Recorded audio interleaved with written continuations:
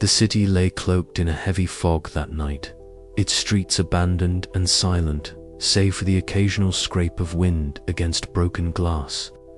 I wandered through the empty avenues, the chill seeping deep into my bones, when I first heard it, the faintest of melodies. Barely more than a whisper carried on the night air. It was a hymn, ethereal and distant, its notes weaving through the fog like spectral threads pulling at my soul. I stopped, heart thudding, trying to locate its source. The sound was unlike anything I had ever heard, neither entirely human nor wholly otherworldly. It beckoned, a siren song that stirred something long dormant within me. Drawn by that haunting melody, I traced it through the winding streets, my footsteps echoing on cracked pavement.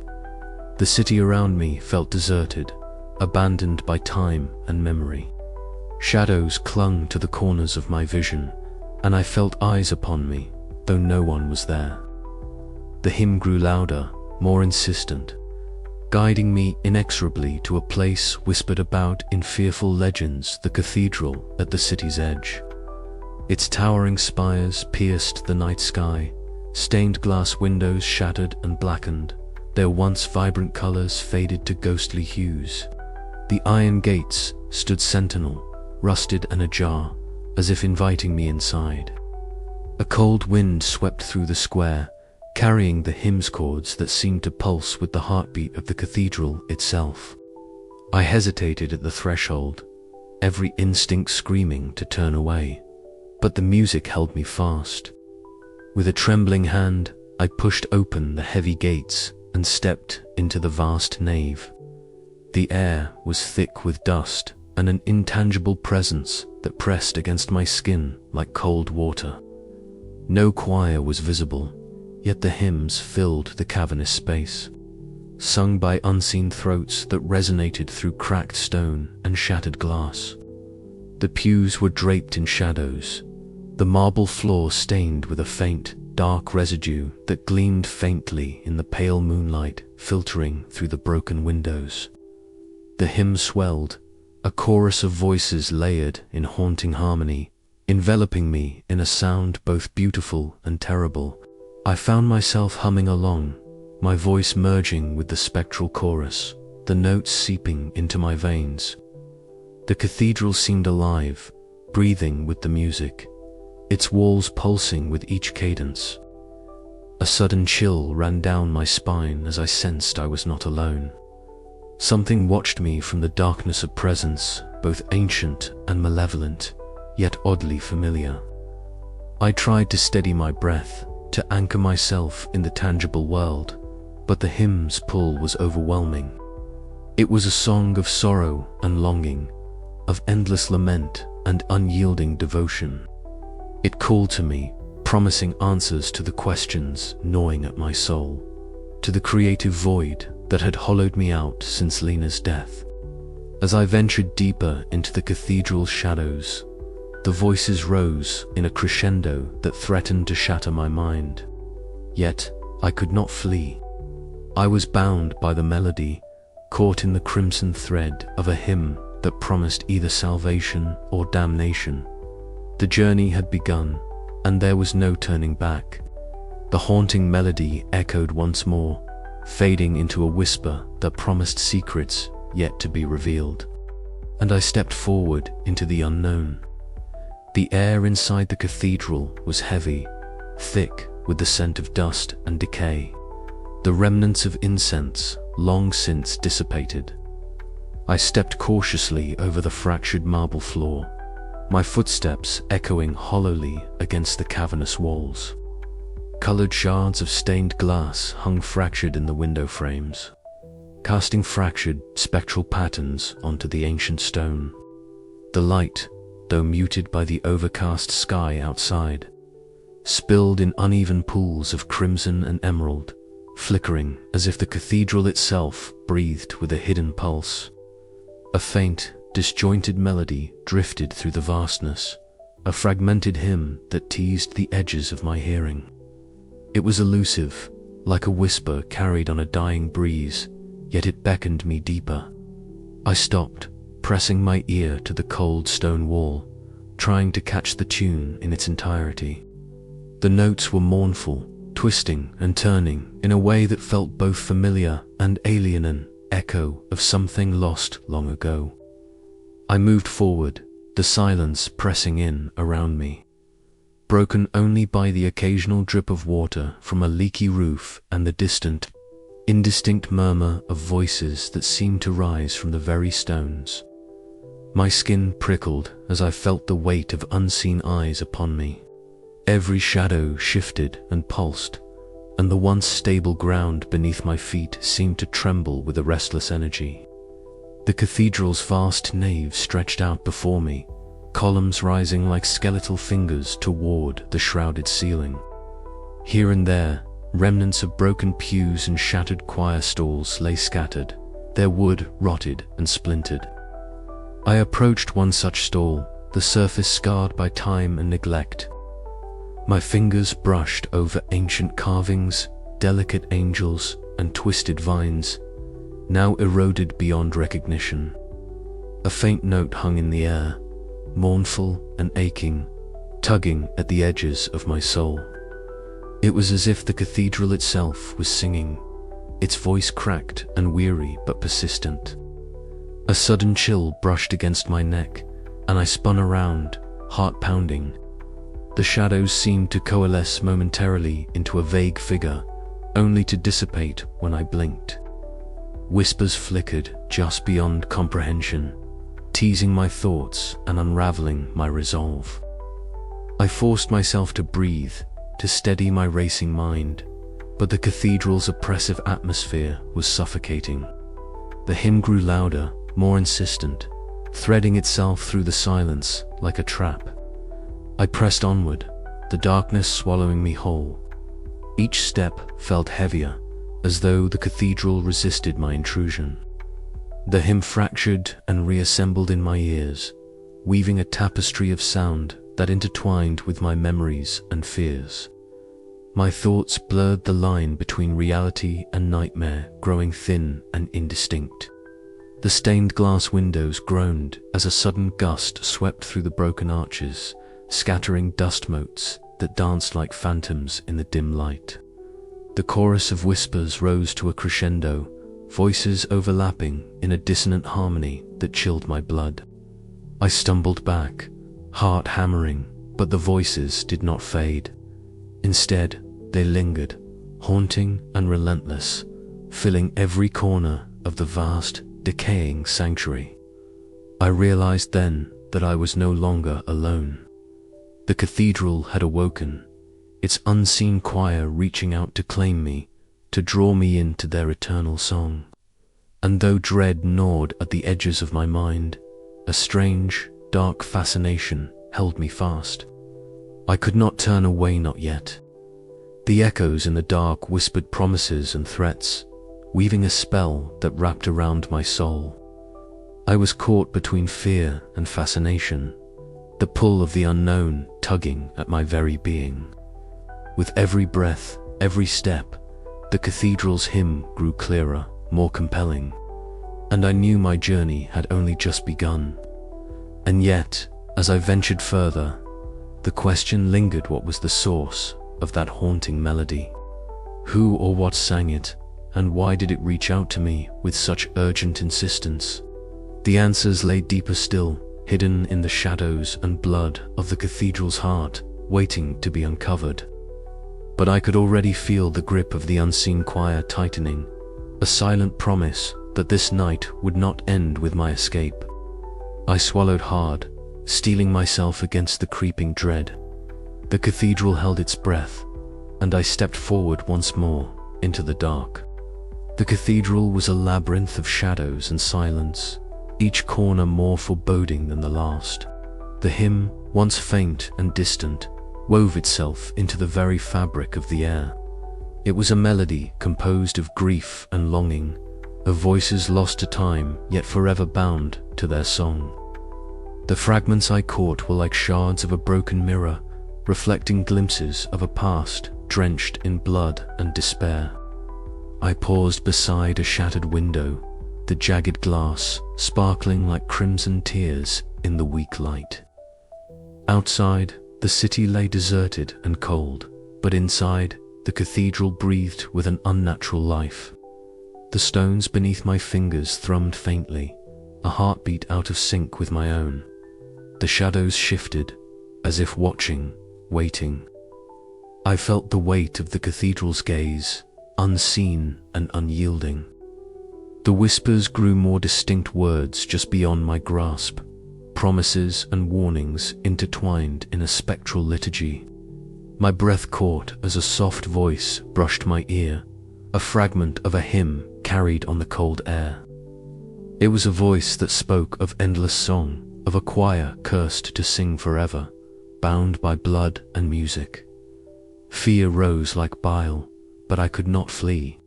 The melody pulled me deeper, a siren call that promised understanding, inspiration, and perhaps salvation. My footsteps faltered as the cathedral's vast interior swallowed me whole, and I realized with a shudder that the echoes in the dark were no mere sound, they were a summons, and I was answering. The corridor stretched out before me like the throat of some great beast, its maw yawning wide beneath the fractured stained glass that scattered fractured shafts of pale light onto the marble floor. The remnants of once pristine tiles lay cracked and stained, but it was the thin, irregular trail of crimson that drew my gaze like drops of dried blood, dark and stubborn, weaving a sinister path through the nave. I hesitated, breath shallow, as if the very air congealed with unseen menace. The melody the haunting choir hymn had faded to a distant murmur, but my ears still caught its echo beneath the cathedral's vast silence. Compelled by a restless curiosity and a dread I could neither name nor resist, I knelt to trace the trail with trembling fingers. The marble was cold and rough beneath my touch. The blood dried to a crusted stain that clung stubbornly to the stone's veins. Moving cautiously, I followed the trail towards a cluster of ancient choir stalls. Though once majestic, would now splintered and darkened, soaked through with what I dared to believe was blood, danshong, congealed, and heavy with the weight of forgotten rites. The scent was faint, but unmistakably a coppery tamps that filled my nostrils and made my stomach twist. My fingers brushed over the splintered wood, then shifted to the stone pillars flanking the stalls. There, carved deep into the cold limestone, were cryptic inscriptions, runes and symbols that pulsed faintly with an otherworldly shimmer. The light seemed to bend around them, casting elongated shadows that danced like whispers on the walls. I drew closer, squinting to decipher the worn glyphs. The script spoke of a blood ritualer, covenant forged in desperation and fear. The choir, once a revered congregation, had sought to bind their souls together in eternal harmony, sacrificing flesh and blood to preserve their song beyond death. It was a pact with shadows, a price paid in suffering and endless torment. The hymn was no longer a prayer but a curse, echoing through the cathedral's bones like a requiem for the damned. A shiver ran down my spine as the cathedral seemed to pulse around me. The air thickened, charged with a heavy, palpable presence. The hymn's echo grew louder, threading through the silence like a serpent's hiss, curling around my thoughts and seeping under my skin. The lines between reality and nightmare blurred. The marble beneath me felt less like stone and more like cold flesh, the blood trail a vein pulsing with a sinister life. I stood abruptly, heart hammering, and the sudden movement stirred a cold gust that swept through the nave, sending dust motes swirling in a ghostly dance. The shadows lengthened and gathered beneath the shattered arches, coalescing into shapes half seen and half imagined. I swallowed hard, the weight of the cathedral's dark history pressing down on me like the heavy velvet of a shroud. Every instinct screamed for me to flee, to turn and escape the growing darkness that clawed at my consciousness. But the music, the crimson melody winding through my veins, held me fast. I was no longer just a visitor. I was becoming part of the cathedral's eternal lament. The blood on the marble was not merely a sign, it was a summons, and the choir was waiting for me to answer. I moved forward, deeper into the cathedral's heart, the haunting hymn rising once more as unseen voices began their spectral song. Weaving a dark covenant I feared I might never break. The trail led me onward, each step heavier than the last. The crimson stains, a relentless reminder of the price paid by those who sang before me. I could feel it, the pull of the blood ritual, the binding notes that threatened to claim me as their own. The cathedral was no longer just a ruin. It was a living prison, and I was its newest captive. My hands trembled as I traced the inscriptions again, committing their cursed words to memory, knowing that understanding was both my weapon and my chain. The choir's song was a siren call, seductive and terrible, promising both creation and destruction. The blood and the music were entwined, a symphony of possession that echoed through the ages. A sudden sound of faint scraping, like nails on stone, made me whirl around, breath catching in my throat. But there was nothing, only the shadows and the whispering hymn. I was alone, yet not alone. The choir was here, invisible but undeniable, waiting. I swallowed my fear and pressed onward, compelled by a mixture of dread and fascination that only deepened with each passing moment. The cathedral's secrets were unraveling before me, and I was powerless to stop the melody that was rewriting the very essence of my soul. The crimson trail was both a path and a warning. To follow it was to step closer to the choir's eternal song and the darkness that lay beyond. And so I walked deeper into the cathedral, the blood on marble my only guide, the hymn my only companion, spiraling into a nightmare from which there was no clear escape. The air grew colder the deeper I ventured into the cathedral, as if the very walls exhaled a breath long held in silence. Shadows stretched and twisted under the fractured stained glass, casting fractured pools of light that trembled with each step I took. The haunting hymn, so faint at first, had now become a persistent undercurrent, an unsettling melody that seemed to seep from the very stones beneath my feet. I hesitated near the nave, my fingers tracing the cracked marble balustrade, when a subtle movement caught my eye. At the periphery of my vision, shapes flickered, vague forms that dissolved whenever I looked directly at them. Yet, drawn by a mixture of dread and curiosity, I held my gaze steady. Slowly, the shadows solidified into figures, their outlines sharpening into the unmistakable shape of robed choir members. They were ghastly, their robes tattered and soaked in dried blood that glistened faintly in the muted light. Faces, once human, now distorted in eternal torment, their features blurred as if smeared by unseen hands. Their eyes, hollow and black, seemed to pierce through me, and their mouths moved in perfect synchrony.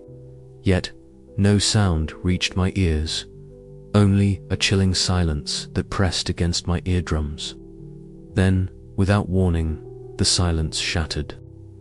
A wordless hymn burst forth from the choir, a sound not heard but felt, vibrating through the air and burrowing deep into my chest. The melody was unlike anything I had ever known, both beautiful and grotesque, a lament and a curse entwined in a single breath. It wrapped around me like a noose, tightening with each note, compelling my heart to beat in time with its rhythm. I stumbled backward, clutching at my head as the music invaded my mind. Memories, emotions, and sensations flooded me in a dizzying torrent, the warmth of Lena's touch, the sting of loss, the ache of loneliness soul, twisted and smeared with the choir's dark song. It was as if the music was not merely sound, but a living entity, weaving itself into my very being. The spectral figures drifted closer, their presence overwhelming and suffocating. I could smell the coppery temps of blood heavy in the air, taste it on my lips.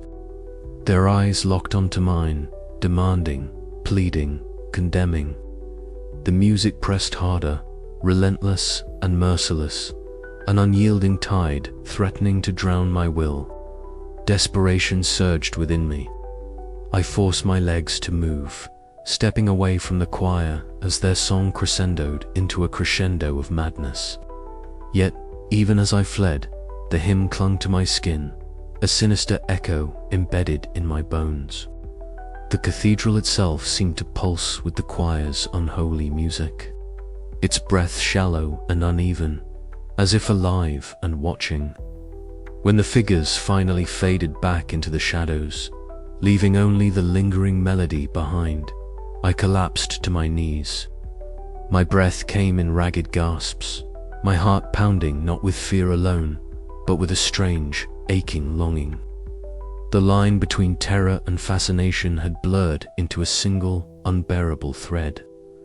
I knew then that the Crimson Choir had marked me. Their unseen hymn now sang inside me, a dark covenant woven from blood and music. There was no turning back, not without paying a terrible price.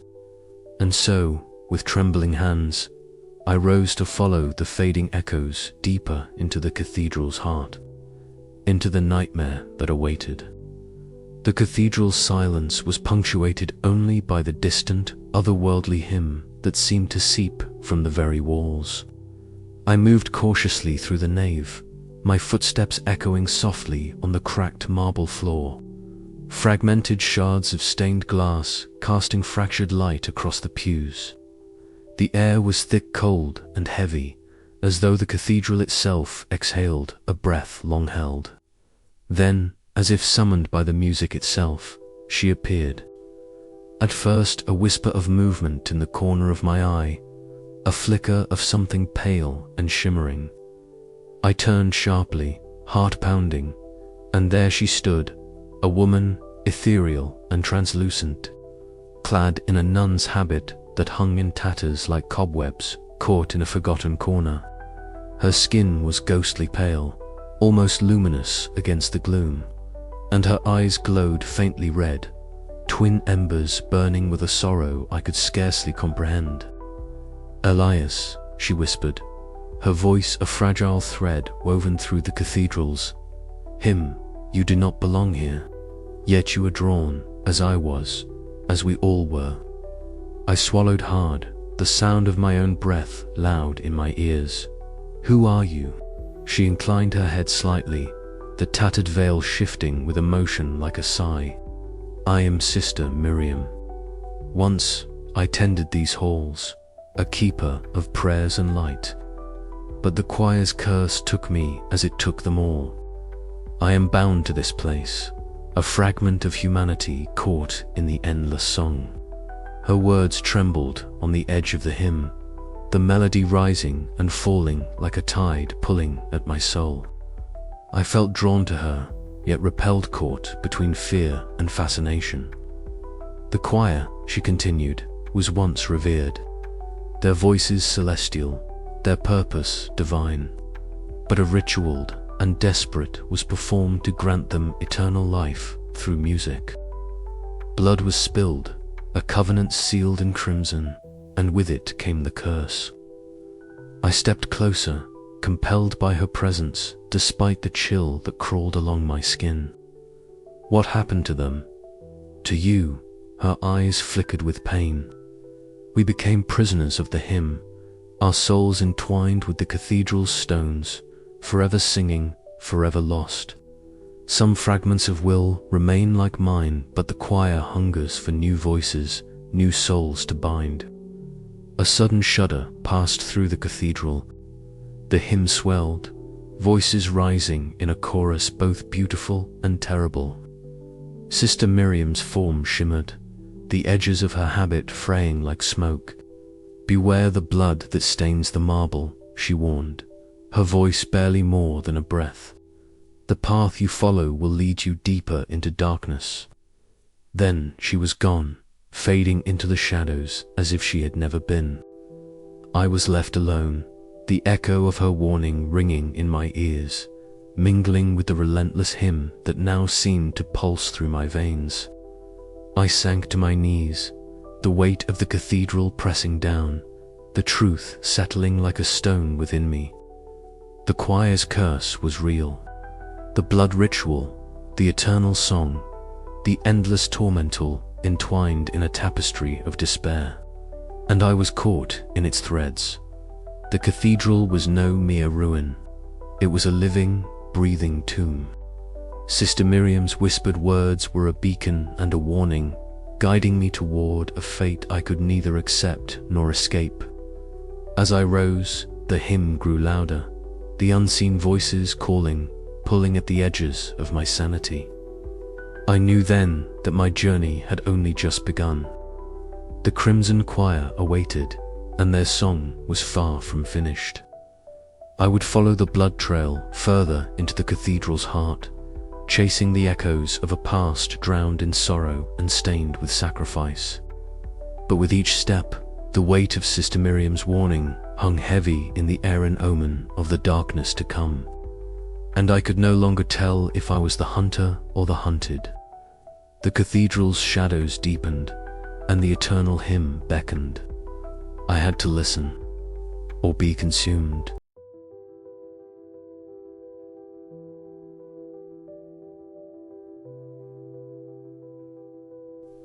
The cathedral's silence was heavier than before, as though the very air awaited my next move with bated breath. I found myself drawn inexorably to a section of wall near the altar, where the stone was cracked and worn, bearing inscriptions so faint I could barely discern them. Kneeling down, I brushed away centuries of dust and debris, and a soft, spectral glow began to emanate from the ancient script, illuminating the dark corners around me. The words were in Latin, but as if by some unearthly aid, their meaning unfurled before my mind like a dark melody. These inscriptions told a story of desperation and hope twisted into a nightmare. Father Ambrose, a priest of great conviction, had once tended this cathedral with a pure heart and an unshakable faith. But as the choir's voices faltered and death claimed his beloved singers, his hope gave way to obsession. The hymns, once vibrant and full of life, were fading, and with them, the soul of the cathedral itself. In a vision, the air thickened and the cathedral's shadows deepened. I was transported to another time, standing just behind Father Ambrose. His hands trembled as he prepared the ritual, the flickering candlelight casting grotesque shapes on the walls. Blood-deep crimson and impossibly fresh was drawn from a chalice and smeared over the choir stalls. His voice, though cracking with age and fear, chanted words older than the stones beneath us, invoking a covenant between life, death, and music. I watched as the ritual unfolded, a desperate attempt to preserve the choir's voices beyond mortal limits. The air shimmered with power, a dark harmony that bound the singers' souls to the cathedral in a curse more than a blessing. Father Ambrose's face was a mask of sorrow and resolve.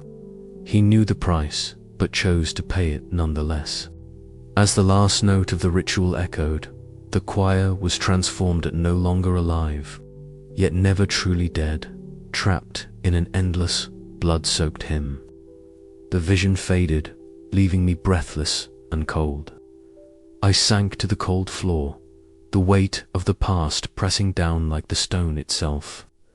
Then, from the gloom, a figure emerged, Sister Miriam. Her pale form flickered like a candle's flame, her eyes glowing faintly red in the dim light. She did not speak outright, but whispered fragmented warnings, her voice a thread woven into the choir's eternal song. "The covenant binds," she intoned, "and none who hear the hymn escape unscathed. The blood calls, the music consumes, and the soul is the price. Her presence was both a balm and a torment. Though ethereal, she carried the weight of centuries of regret, a reminder of the humanity lost within these walls. I reached out instinctively, but my hand passed through her, as if she were woven of smoke and sorrow. The cathedral itself seemed to respond to her words. The shadows pulsed, the stained glass flickered with spectral lights, and the distant echoes of the ancient hymn swelled around me. It was as if the stones breathed, alive with the choir's lament, the voices of the damned eternally entwined with the music Father Ambrose had conjured. I rose, heart pounding, mind racing. The knowledge of the past had given me clarity, yet it deepened the dread that had been creeping beneath my skin since I first heard that haunting melody. Father Ambrose had tried to save what he loved with a forbidden ritual, but his salvation had become a curse, a dark covenant that now threatened to claim me. The question that haunted me now was simple yet terrifying. Could understanding the motives behind the ritual give me the strength to resist the choir's grasp? Or was I already too entwined in their unending song? As I moved away from the wall, the echoes of that ancient hymn followed, a reminder that some melodies are not meant to be silenced, and some blood binds forever. I whispered a vow into the cold air, the words lost amid the cathedral's endless chorus. I would find a way through this darkness, or be consumed by it. And somewhere in the depths of the cathedral, the choir sang on. The cathedral's oppressive silence was broken only by the faint echo of distant hymns, weaving through the fractured stained glass and cracked stone walls. I stood alone in the nave, the chill biting through my threadbare coat as the last pale rays of daylight struggled to pierce the gloom. My breath hung in the cold air like a fragile mist, trembling with the weight of memories I tried desperately to suppress. A sudden shimmer caught my azure fractured stained glass window, shattered long ago, now casting a kaleidoscope of fractured colors upon the marble floor. The light danced and fractured, painting the cathedral's cold bones with fleeting warmth. And there, within that prism of shattered beauty, she appeared. Lena. Her form was more shadow than substance, her edges soft and blurred, as if the very air bent to hold her fragile shape. She wore the flowing white dress I remembered, the one she wore the night we last played our duet under the stars. Her face was serene, yet etched with a sorrow that mirrored my own. Her eyes, once so vibrant, now held the weight of 1,000 silent goodbyes. "Elias," she whispered, her voice a fragile thread of sound that wove itself into the cathedral's eternal hymn. It was a lullaby we had once shared, a melody of hope and tenderness now drowned in the cathedral's shadows. I reached out, my fingers trembling, yearning to touch what the cold air would not allow. Her gaze met mine, a silent plea, a desperate longing that pierced through the veil of time and death. The cathedral seemed to hold its breath, the ancient stones absorbing the fragile moment. But the comfort was fleeting. As the light faded and the hymn swelled, Lena's form wavered, dissolving into the spectral mist like a half-remembered dream. I staggered back, clutching a tattered sheet of music I had found in the choir, stores its ink smudged and faded, much like my own fading resolve. Sitting amid the ruined choir stalls, I unfolded the brittle pages, the notes ghosting beneath my fingertips. Each mark was a fragment of a song that once inspired, now a cruel reminder of the silence that plagued my mind. The music was incomplete, broken by time and neglect, just as I was broken by loss. Then, from the corner of my vision, she appeared again, Lena, reaching out with translucent fingers that barely brushed my skin. The touch sent a shiver through me, a tempest of memories crashing against the fragile walls of my sanity. Her presence was both balm and poison, soothing yet tormenting, an echo of a love lost to the cruel march of time. "Don't forget," she seemed to say, her voice entwined with the cathedral's melancholy hymn. "Remember the music, Elias. Remember us." But how could I remember without being consumed? How could I embrace the past without surrendering to the darkness that now clung to these walls? I wandered further into the cathedral's labyrinthine corridors, my footsteps swallowed by the vast emptiness. The walls pulsed faintly, as if alive, their slow rhythmic thrum in time with the choir's eternal song. Somewhere ahead, I heard her laughter, soft, distant, and hauntingly familiar, mingling with the spectral voices that whispered from the shadows. Reality blurred. Memory and madness entwined in a dance as old as grief itself. Was she truly there, or merely a fragment of my fractured mind, conjured by the cathedral's unyielding sorrow? The crypt beckoned a cold sanctuary where broken pews lay scattered like forgotten bones. I sank to my knees among the ruins, the weight of despair pressing down like the stone above me. And there, hovering just beyond reach, Lena's ghostly form watched over me, her eyes reflecting a vulnerability and yearning that matched my own. No words passed between us, only the silent language of shared pain and unspoken longing. In that moment, the cathedral's oppressive shadows softened, wrapped in the fragile embrace of a love that death could not sever. Yet even as hope flickered, the darkness pressed closer. The choir's unending hymn echoed louder, a sinister reminder that solace was but a fleeting illusion here. My grief was a fragile thread, fraying beneath the strain of the cathedral's curse, threatening to unravel the last vestiges of my will. Could I hold on to my memories without becoming lost within them? Could I find the strength to face the haunting lament of my past and still resist the choir's relentless call? The answers lay hidden in the shadows, whispered in the music of the damned. And as Lena's spectral form faded once more into the gloom, I knew the struggle had only just begun. The cathedral was alive with sorrow, and so was I, bound by memories, haunted by loss. I stood at the edge of a darkness deeper than any I had ever known. The lament of Lena, my muse and my curse, would guide me through the night or drag me into eternal silence. I took a shaky breath, steeling myself against the encroaching despair. The hymn called, but I was not yet ready to join its eternal refrain. Not yet. The night was far from over, and the crimson choir awaited. The cathedral was silent for a heartbeat of fragile, trembling pause that seemed unsteady, as if the very air held its breath in anticipation.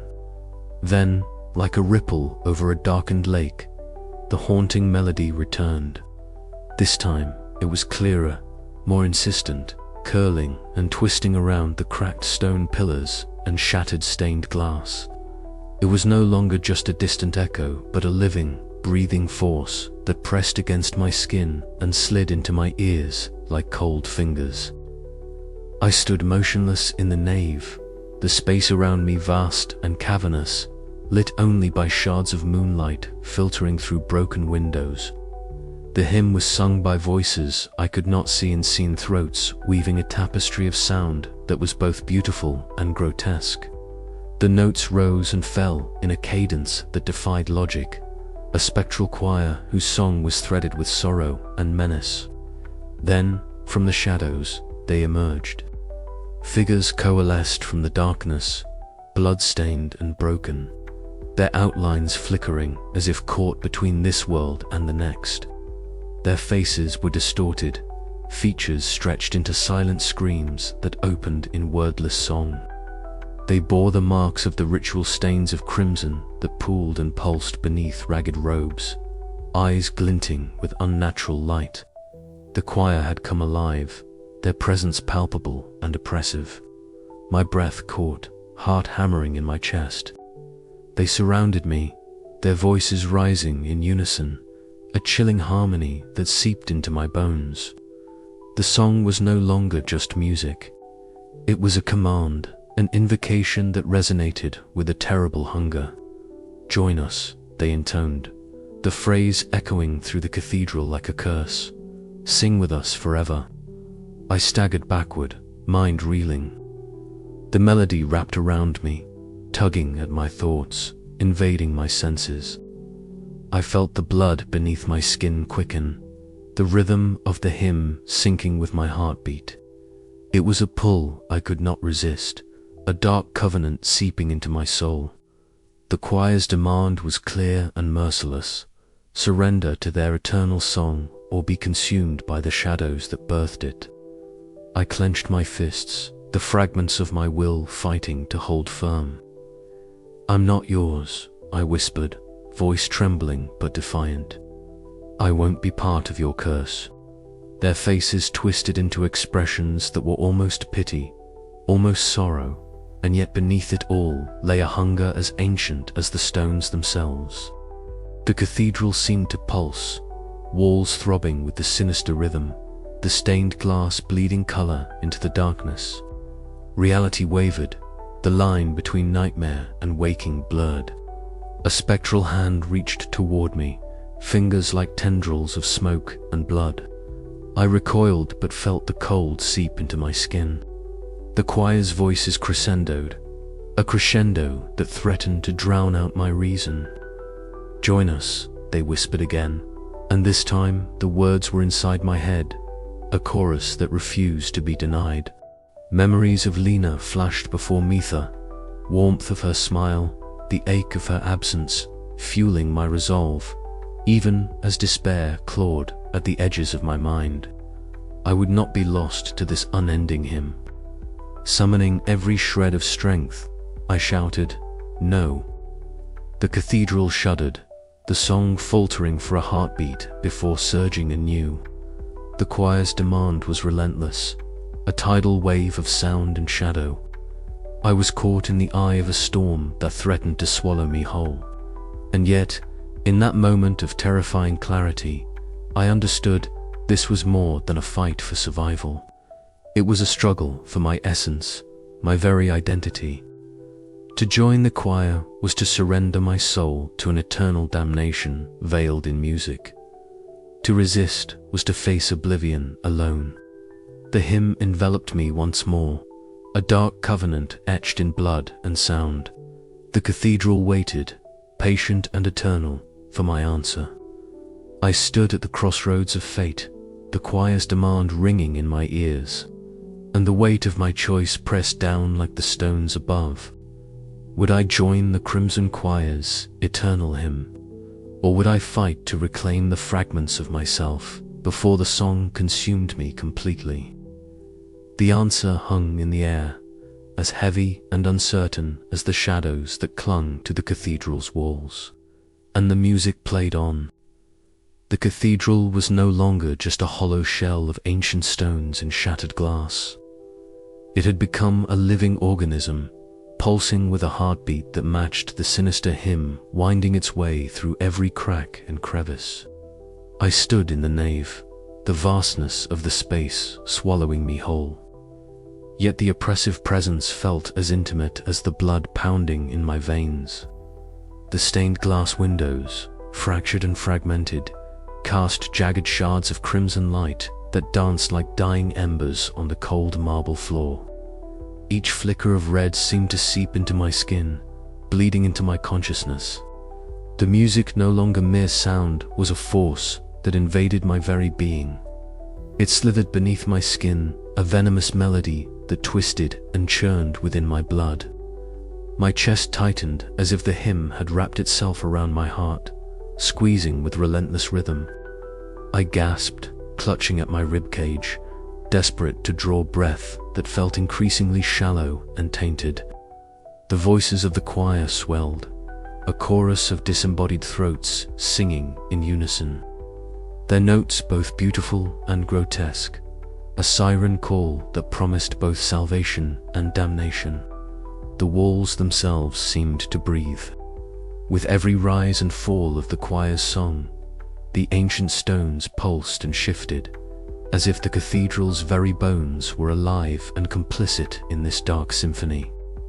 Shadows flickered at the edges of my vision, figures distorted and blood-stained, their faces twisted in eternal song. They were the Crimson Choir, unseen yet omnipresent, their presence suffocating and seductive. I staggered forward, my fingers scraping against the cracked marble of a broken choir stall.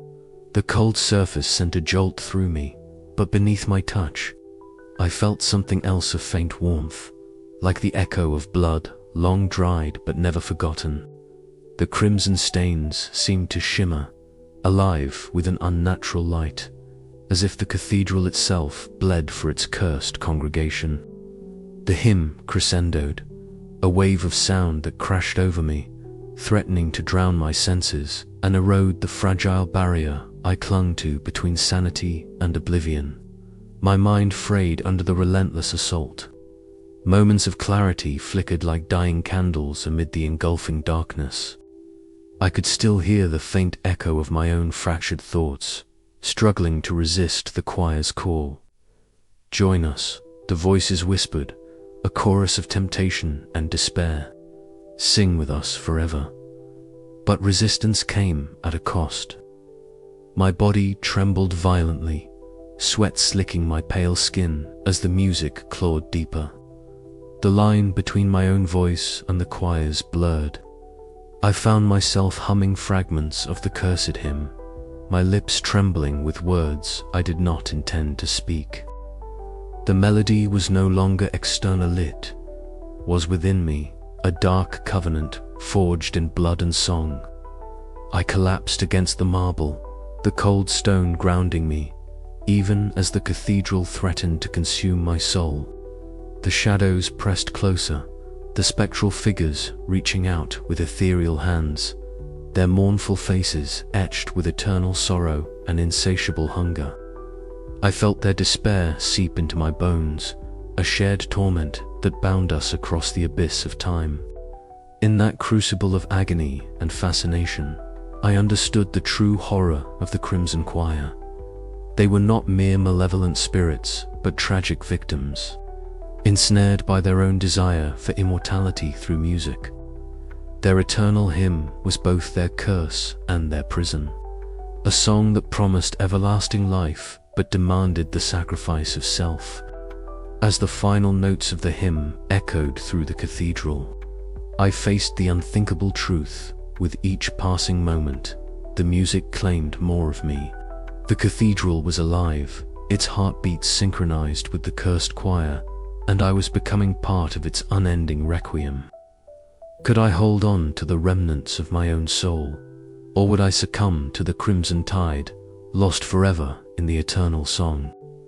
The answer lingered in the heavy air, a note suspended between hope and despair, waiting for the next chord to strike. The cathedral's shadowed nave stretched before me, a vast cavern of silence punctuated only by the faintest echoes of the distant hymn that seemed to seep from the very cracks in the stone. As I stood amidst the shattered pews and fractured stained glass, a chill swept through the unnatural cold that clung to my skin like a second shroud. It was then that she appeared, Sister Miriam. Her figure coalesced from the gloom with an ethereal grace, pale as the moonlight filtering through the broken windows. The tattered habit that draped her slender frame fluttered softly, as though caught in a breeze no one else could feel. But it was her eyes, those faintly glowing, sorrowful red orbs, that held me captive.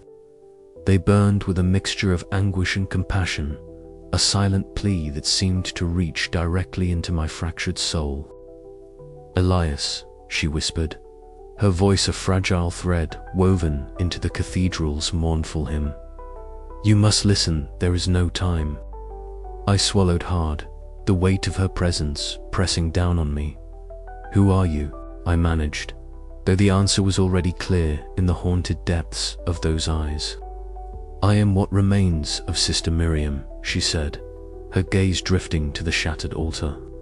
Once caretaker of this sacred place, now bound as the choir's lament, caught between worlds. Her words stirred something deep within me, a mixture of dread and a flicker of hope. "How did this happen?" I asked, stepping closer despite the chill that gnawed at my bones. "Long ago," she began, "the choir was blessed with divine song.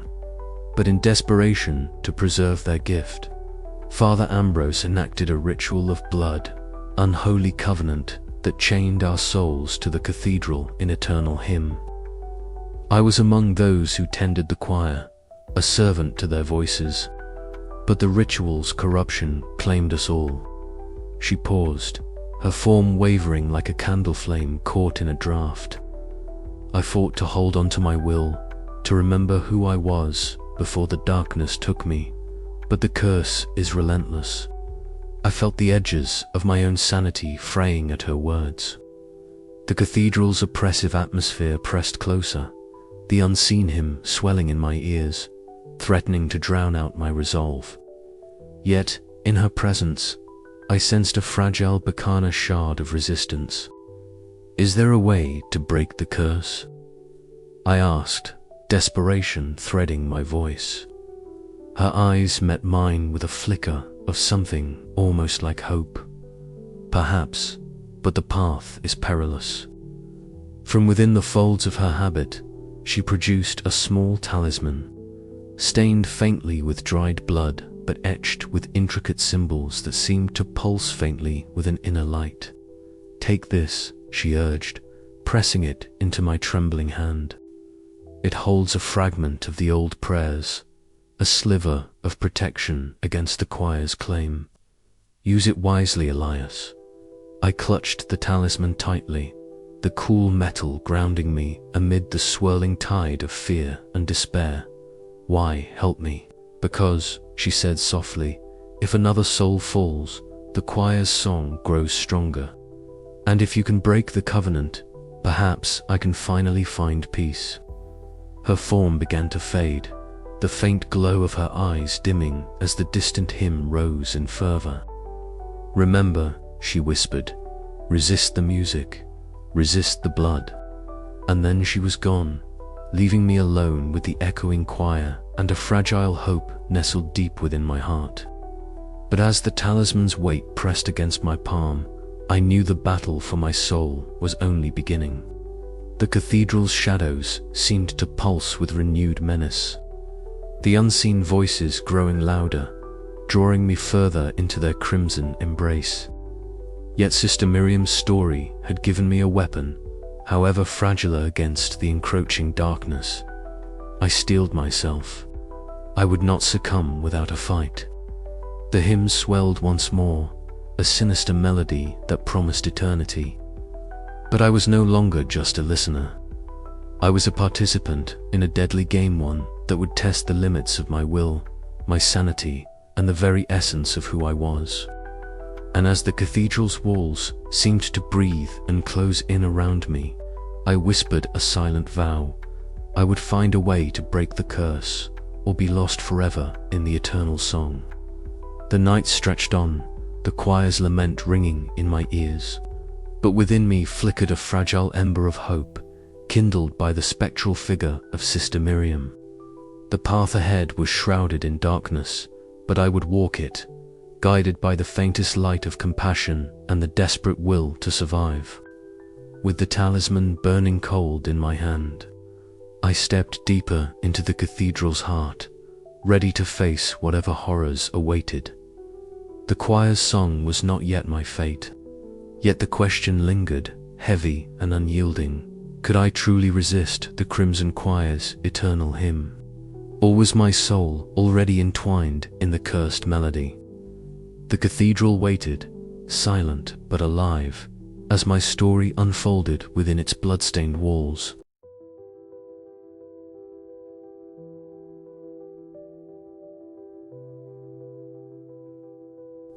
The chamber was cloaked in shadows, the faint glow from the fractured stained glass filtering through the dust-laden air, setting embers of crimson and gold across the ancient stone. As I took my first hesitant step into the sanctum, the weight of silence pressed upon me, broken only by the distant, haunting hymn that seemed to pulse with the cathedral's very heartbeat. My eyes adjusted, revealing walls etched with deep crimson stains. Some dried and cracked, others fresher, as if the cathedral itself bled in slow agony. Sister Miriam emerged from the gloom, her ethereal form flickering like a candle in a draught. Her pale habit hung in tatters, and her eyes glowed faintly redder, spectral beacon illuminating the heavy script curling across the walls. "This," she whispered, her voice barely more than a breath, "is the covenant that binds us, the blood ritual that shackles our souls to this eternal melody." I stepped closer, my breath hitching as I traced the twisted symbols with trembling fingers. The inscriptions told a story etched in pain and desperation. Father Ambrose's forbidden ritual, meant to preserve the choir's sacred harmony beyond death. The ritual demanded a sacrifice, the surrender of one's very essence, locked forever in a song that could never cease. The choir's voices, disembodied yet piercing, swelled around me, the notes weaving a tapestry of anguish and yearning.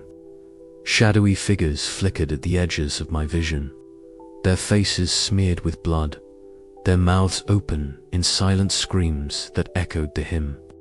A chill lanced through my veins as my hand brushed the cold stone, where a pool of dried blood seemed to pulse faintly beneath my touch.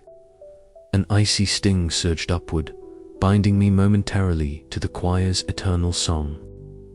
I staggered back, heart pounding, caught between terror and a strange, terrible fascination.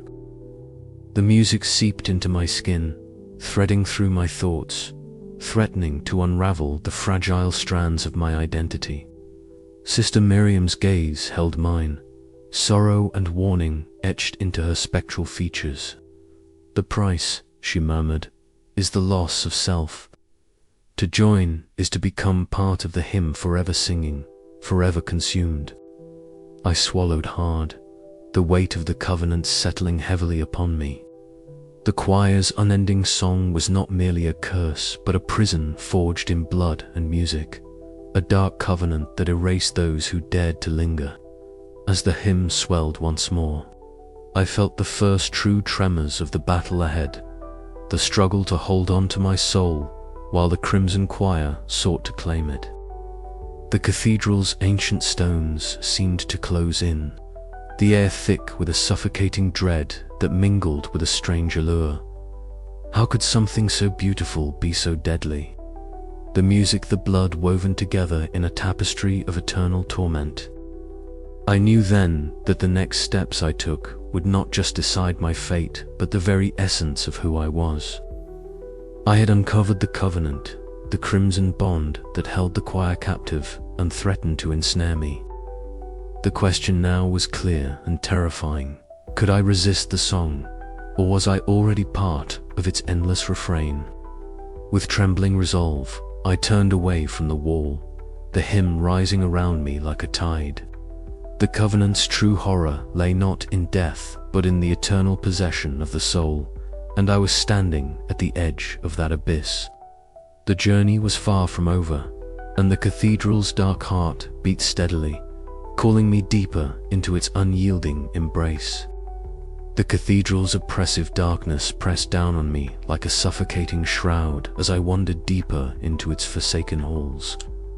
The air was thick, not just with dust and decay, but with something far more intangible, an ancient anguish that seemed to pulse in time with the faint, otherworldly hymn that echoed endlessly around me. My breath came in ragged gasps, each inhale tasting faintly metallic, like the coppery temps of blood lingering on my tongue. I stumbled forward, guided not by light or reason, but by the relentless melody that clawed at my sanity. In a dim chapel, the fractured stained glass windows cast shards of red light that danced like flames across the cracked marble floor.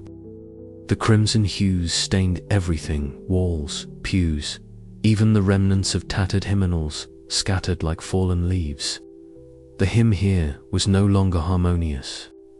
It had twisted into a discordant symphony of sorrow and torment, each note a jagged shard piercing the quiet.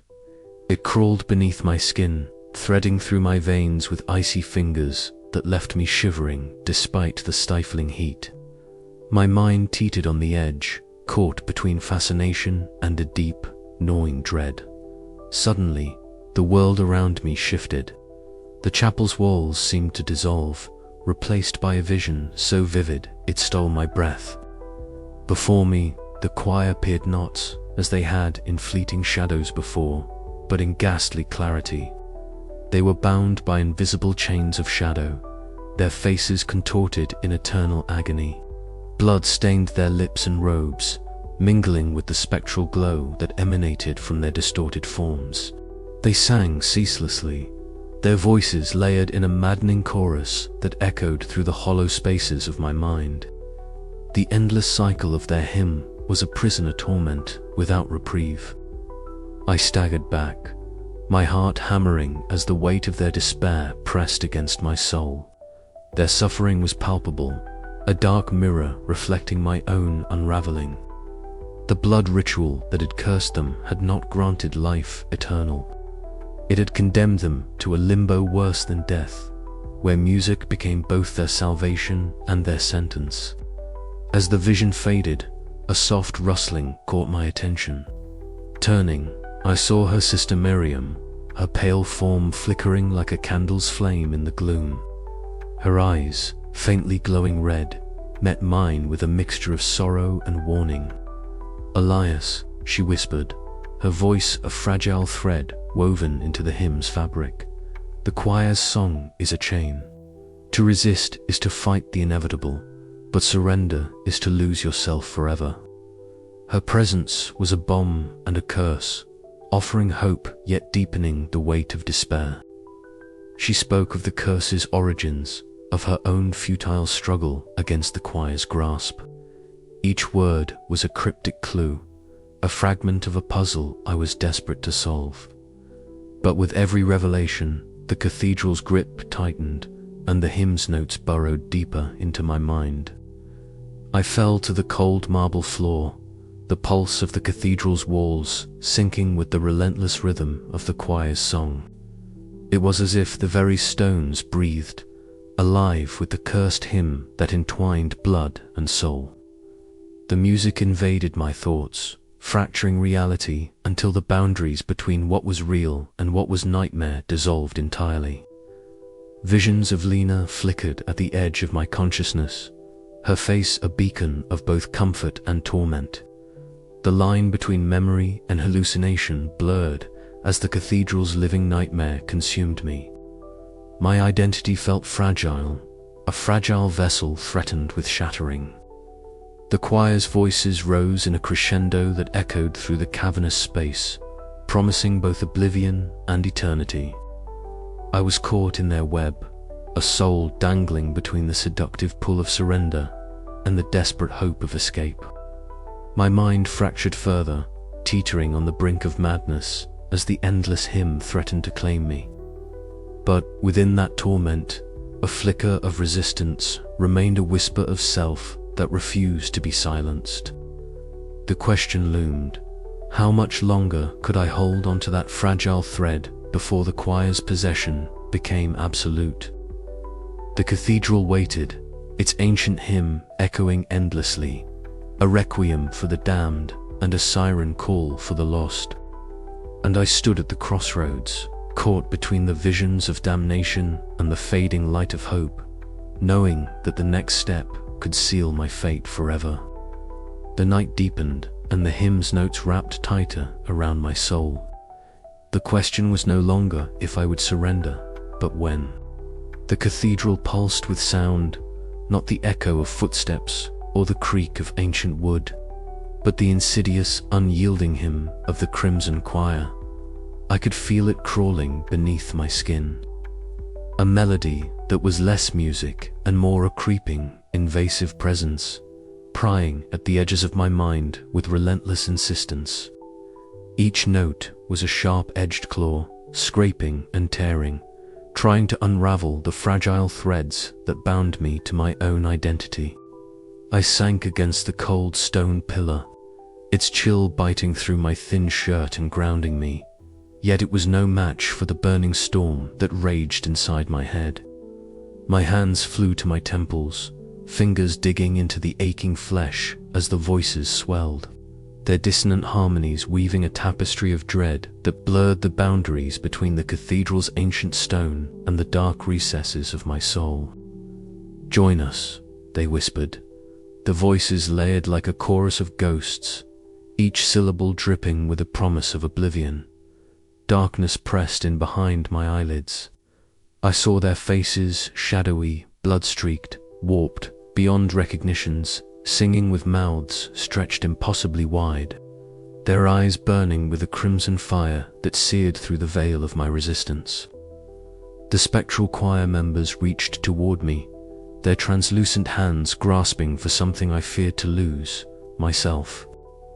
A scream clawed at my throat, but no sound escaped. Instead, I clung to the fragments of my own music, fragments of melodies I had once composed in a happier, lighter time.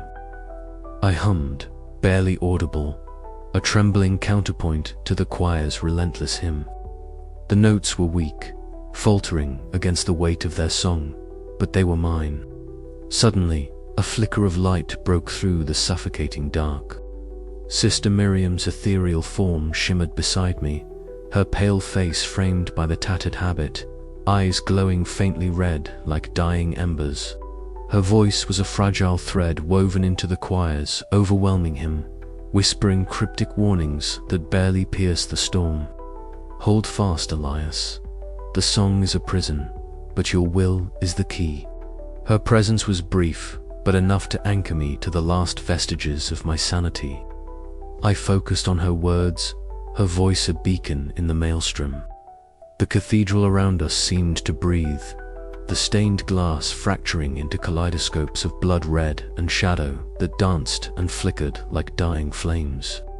The air thickened, heavy with the scent of iron and decay, pressing down on my chest, making each breath a battle. The choir's song crescendoed, the voices rising to a fever pitch that vibrated through the marrow of my bones. Their demand echoed, a cruel ultimatum: surrender and join their eternal hymn, or be consumed by the darkness. My heart pounded, caught between the terrifying allure of release and the desperate need to cling to the fading fragments of myself. I gritted my teeth, refusing to succumb. I hummed louder, more insistently, my voice raw but defiant. The sound wove through the oppressive silence, a fragile shield against the tide of possession threatening to drown me. Time fractured, moments stretching and snapping like brittle glass, until all that remained was the clash of wills, my own fragile melody against the choir's relentless song. The struggle was exhausting, a war fought inside my own mind, with every note threatening to unravel my sanity. Yet, even as darkness crept closer, whispering promises of peace and oblivion, a flicker of hope remained, a stubborn ember refusing to be snuffed out. I did not know if I could hold on, or if the next breath would be my last free one. But in that cathedral, surrounded by the echoes of the damned and the eternal hymn, I fought. For my soul, for the memory of Lena, for the music that still lived within me. The battle was far from over, and as the choir's voices surged around me, I realized the true war was just beginning. The cathedral held its breath, waiting for my next move.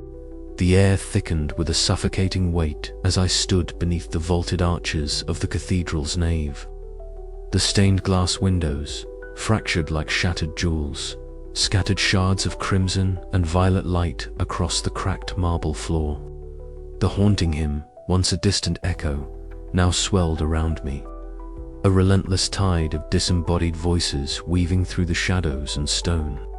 Each note pressed against my mind, a tangible force that clawed at the edges of my sanity.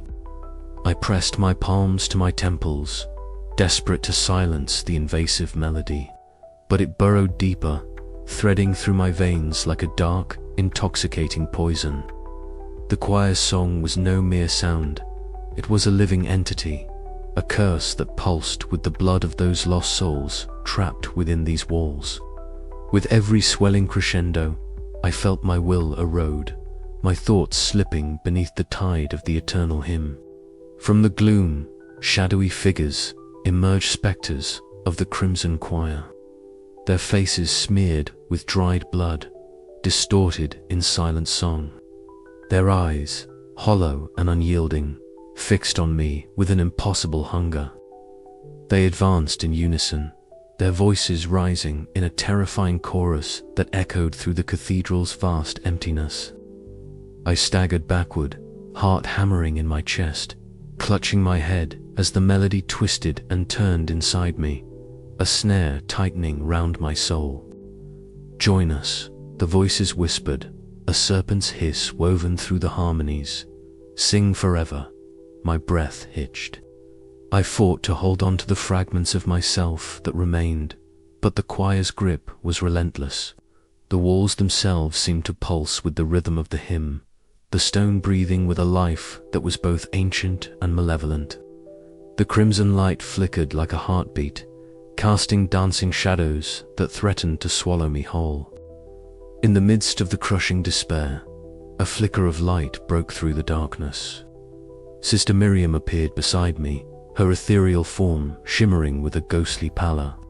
Her tattered habit fluttered as if stirred by a breeze I could not feel, and her eyes glowed faintly red, filled with a sorrow that mirrored my own. She reached out, her voice a fragile whisper entwined with the choir's lament.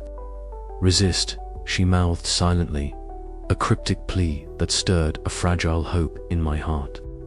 The choir's hymn faltered for a heartbeat, the spectral figures recoiling as if wounded by her presence. I seized the moment, forcing my legs to move as I pushed away from the advancing shadows. But the relief was short-lived. The cathedral's pulse quickened, the walls throbbing with the relentless rhythm of the blood-bound covenant. The hymn seeped into every corner of my being, binding blood and soul in a dark embrace that threatened to consume me utterly. My reflection shimmered in a shattered piece of glass, a pale, haunted face with eyes rimmed in shadow, lips trembling with the echoes of a song I could no longer silence. The inescapable melody wrapped around me like chains forged from ancient sorrow and cursed devotion. I was caught between surrender and resistance, the line between self and the eternal hymn blurring with every breath. The choir's voices rose once more, a crescendo that promised forever or oblivion. And in that moment, I understood the true weight of their demand. To join the unending song was to lose all that made me human. To become a whisper in their crimson choir, an unseen throat singing a requiem for the damned. But as the melody threatened to drown me, a stubborn ember of defiance flared within. Could I break the covenant? Could I escape this cathedral alive? Or was I destined to fade into the unseen hymn, forever lost in the blood and music? The answer hung in the air, unspoken yet undeniable, as the eternal song closed around me like a noose tightening with every breath. The cathedral seemed to hold its breath as I stood beside Sister Miriam, her pale form flickering faintly in the dim light that filtered through the fractured stained glass window. The hues of reds and blues fractured by time cast ghostly patterns across the cracked marble floor, a silent testament to forgotten prayers and shattered hopes. Her glowing red eyes fixated on a cryptic symbol etched deep into the cold stone wall beneath the window, an intricate pattern of interlocking lines and runes, worn by centuries but still pulsing faintly with a dark, almost imperceptible energy. "This is the mark," she whispered, her voice like a thread of wind weaving through the oppressive silence. a key, but not without cost. I traced the edges of the symbol with a trembling finger, feeling the chill seep into my bones, a shiver of both fear and fascination.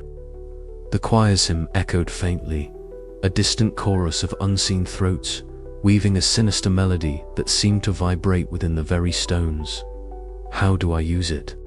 I asked, my voice barely a breath. Sister Miriam turned to me, her expression unreadable yet laden with a sorrow that cut deeper than the chill. "Behind the glass," she said, gesturing towards the shattered window, "lies a path forgotten by time, a passage that may lead you beyond the choir's grasp. But beware, Elias.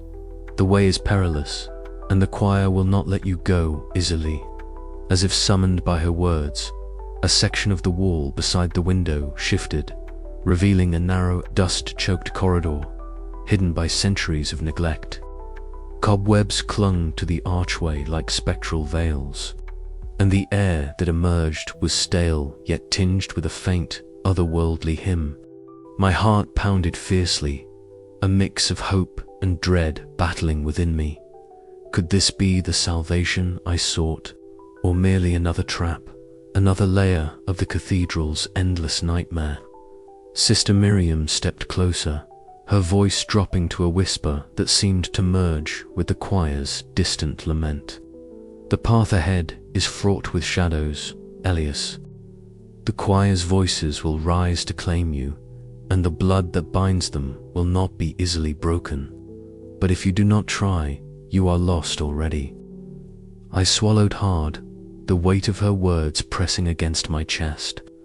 The cathedral around us seemed to pulse with a living heartbeat, the stained glass casting fractured light over ancient stone, and the whispered hymn growing louder, more insistent. I took a deep breath, steeling myself against the fear that threatened to consume me. "Show me the way," I said, voice steady despite the turmoil inside. Sister Miriam nodded solemnly and led me toward the passage, her form flickering like a candle struggling against the wind. As we moved forward, I reached out to touch the cold stone walls, tracing the faint glow of the runes that lined the corridor. Each step seemed to carry the weight of centuries, the dark covenant woven into the very fabric of this place pressing down on me. The distant choir's song swelled, a haunting melody that threatened to drown my very soul. Yet beneath it all, I found a whisper of hope, a fragile promise that perhaps, through these hidden ways, escape was possible. But as the shadows deepened and the hymn grew louder, I knew this path would demand everything from me. The cathedral was alive, its secrets vast and merciless, and the Crimson Choir's claim was far from relinquished. Still, in that moment, with Sister Miriam's cryptic guidance lighting the way, I chose to believe, to fight, to seek freedom from the eternal song, no matter the cost. And so, with a final glance at the shattered stained glass and the symbol that marked my path, I stepped into the darkness ahead, the weight of the choir's hymn pressing upon me like a living thing. The journey through the hidden passage had begun, one that might lead to salvation, or to a deeper descent into the cathedral's unending nightmare. The air grew colder, the shadows thicker, and the distant choir's voices rose in a chilling crescendo, as if warning me to turn back before it was too late. But I could not now. Not when the faintest thread of hope stretched before me like a fragile lifeline. I pressed onward, Sister Miriam's fading form guiding me through the labyrinthine depths, and the eternal hymn echoing behind, a relentless reminder of the choice I faced. Surrender to the Crimson Choir's eternal song, or dare to break free and risk losing myself forever.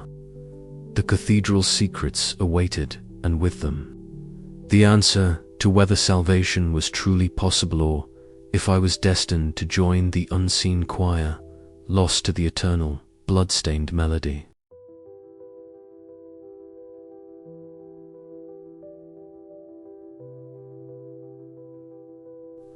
The cathedral's chill was more than just the absence of warmth.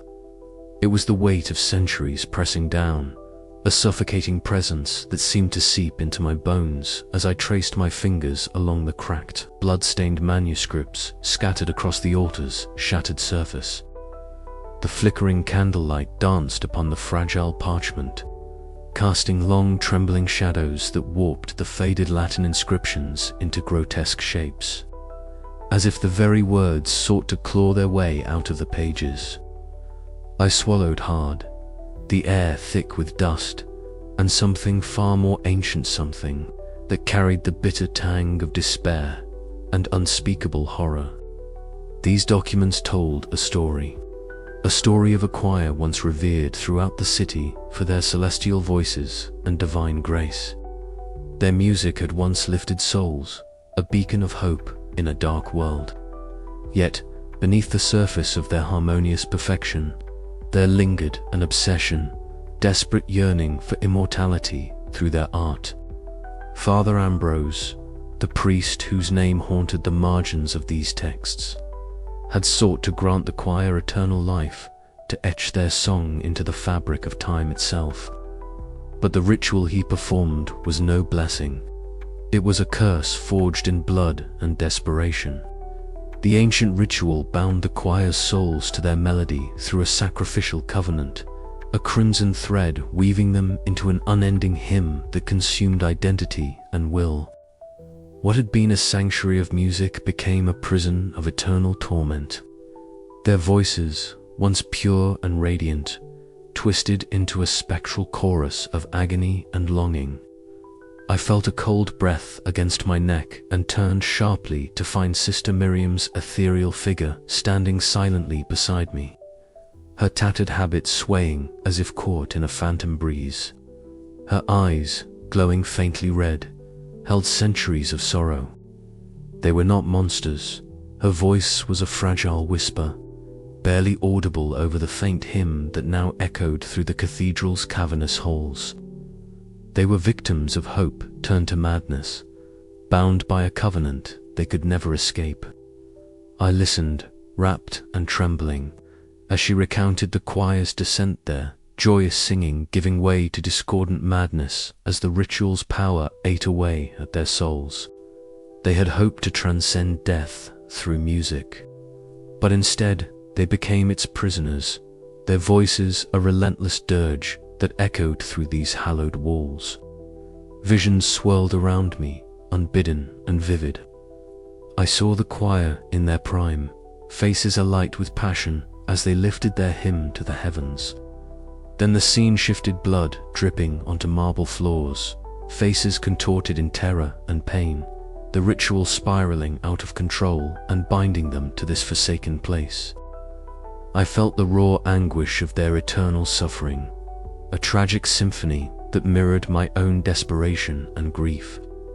The stained glass windows, fractured and stained with age and neglect, cast fractured crimson light across the altar, bathing the room in a hellish glow. The choir's disembodied hymn rose once more, a chilling reminder of the fate that awaited me should I falter. The music was no longer a distant echo. It was a living, breathing entity, twisting the air into a suffocating embrace. I closed my eyes, struggling to steady my breath. This knowledge was a double-edged sword, horrified me, but it also granted me a sliver of understanding. The choir was not merely an enemy to be fought. They were a curse to be unraveled, a tragic legacy I might yet defy.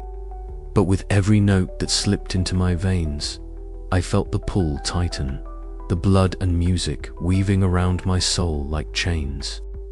Could I find a way to break their eternal covenant?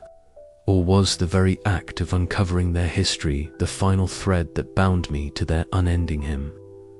The cathedral seemed to pulse in answer, the walls humming with a sinister rhythm that promised no escape, only the endless crimson song. As I turned from the altar, Sister Miriam's voice lingered in my mind, a whisper of hope and warning. To understand the curse is to glimpse the key. But beware, the closer you come to the truth, the deeper the choir song will sink into your soul. The cathedral's shadows stretched long and cold as I ventured further into the gloom, each step a beat in the dark symphony of my fate. The past had revealed itself, but the future remained shrouded in blood and music. A melody I was only beginning to hear and one I might never escape. I pressed on, aware that the choir's lament was not just a warning but an invitation, one I could no longer refuse. The Crimson Covenant awaited, and with it, the ultimate choice that would seal my soul's destiny. The cathedral's hymn rose again, haunting and eternal, and I knew that the next note would be mine, to sing or to silence forever. The dying light filtered through fractured stained glass, casting kaleidoscopic shards of color across the cold stone floor and Ilias's pale, gaunt face. The cathedral seemed to breathe with a slow, mournful rhythm. Each echo of the crimson choirs, him winding through the vaulted ceiling like a serpent coiling tighter around his mind. He sat huddled in a crumbling alcove, the weight of exhaustion pressing against every fiber of his being. His fingers trembled as they clutched the worn photograph, Lena's face frozen in a moment of radiant life, now a cruel reminder of loss and longing. The air was thick with dust and the faint metallic scent that had been his constant companion since he first crossed the threshold into this forsaken place. His breath came in shallow gasps, each one catching in the hollow of his chest as faint whispers curled around the silence. Then, like a fragile wisp of smoke, she appeared. Lena. Her presence was barely more than a shimmer, a pale, ghostly outline with eyes that held the soft glow of distant stars. She hovered just beyond reach, her form shimmering with an ethereal light that barely pierced the suffocating darkness. A breathless lullaby escaped her lips, the melody delicate and heart-wrenching as it wove through the empty nave, threading through Ilias's shattered soul. Ilias. The single word hung in the air, a fragile plea that stirred the raw ache within him. He wanted to reach out, to embrace the phantom of his lost love, but his hands passed through her like mist, cold and intangible. His heart clenched with a desperate ache, the cruel divide between memory and reality stretching wider with every moment. "Why do you linger?" he whispered, voice cracking beneath the strain. "Why can't you let me go?" Lena's eyes glimmered with sorrow, reflecting 1,000 unspoken regrets. "Because you're still holding on," she murmured, voice like the fading echo of a forgotten hymn. "Because you haven't yet found the strength to let me rest." Tears welled in Elias's eyes, blurring the fractured light as it danced across the cracked marble. His fingers traced the edges of the photograph, fingertips cold and numb. Memories surged, laughter beneath sunlit skies, whispered promises in shadowed rooms, the warmth of her hand folded in his. But those days were swallowed by darkness, devoured by grief and the relentless pull of the cathedral's curse. Outside the alcove, the choir's hymn swelled, a dissonant chorus that clawed at his mind, twisting and turning like a cruel melody bound with blood. The voices were both distant and immediate, invisible yet suffocating, wrapping around his thoughts with relentless insistence. He felt the tug of possession growing stronger, the music seeping deeper into his veins, threatening to unravel what little remained of his will. "You must join us," the voices whispered, seductive and cold. "Sing with us forever." He clenched his jaw, fighting against the encroaching darkness. "No," he rasped, voice raw but resolute. "I won't be another lost soul in your eternal choir." The cathedral seemed to shudder in response, shadows stretching like grasping fingers across the walls. Lena's apparition flickered, her expression torn between sorrow and urgency. "Elias," she pleaded. Remember who you are. Remember the music that once gave you life. Don't let this place consume you. A sudden gust stirred the candle, flickering beside him, casting erratic shadows that danced like ghostly specters. For a moment, the oppressive weight lifted, replaced by a fragile glimmer of hope. Elias closed his eyes and drew a shaky breath, summoning the flickering flame of resilience buried deep within his fractured spirit. But the respite was brief. As he opened his eyes, the choir's voices rose, again, louder, more insistent, weaving a sinister harmony that threatened to break him. The cathedral pulsed with malevolent life, and in the distance, the faintest hint of a crimson trail glistened, leading deeper into the darkness. Elias stood, unsteady but unyielding, and took a step forward. The fading light was slipping away, but so long as even a single note of his own song remained, he would fight to reclaim it. For Lena, for himself, and for the fragile hope that somewhere beyond the choir's eternal hymn lay freedom. The battle was far from over. The fading light within him flickered, fragile, trembling, yet stubbornly alive. I had sensed their presence before, that suffocating weight in the air, the faint whispers threading through the broken stained glass, but nothing prepared me for the moment they revealed themselves in full an eruption of shadows and blood, violent and raw, consuming the nave like a living nightmare. The cathedral pulsed with a sinister rhythm, each note a dagger twisting deeper into my mind, each breath a struggle against the invisible noose tightening around my throat. The first figure emerged from the darkness, a silhouette smeared in crimson, its face a grotesque mask of anguish and rage.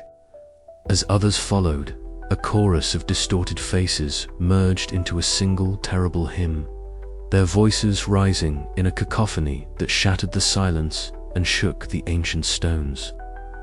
The music was no longer a melody, but a weapon, crashing over me in waves of torment.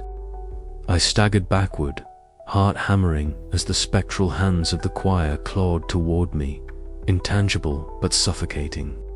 The air grew cold, thick with the scent of rusted iron and decay, choking off my breath. Every instinct screamed to flee, yet my feet felt rooted to the cracked marble beneath me. The blood that stained the floor seemed to pulse in time with the choir's unholy song, drawing me deeper into their grasp. Then, through the storm of sound and shadow, a softer presence materialized. Sister Miriam's ethereal form shimmered beside me, her pale face framed by the tattered habit, her eyes glowing faintly red.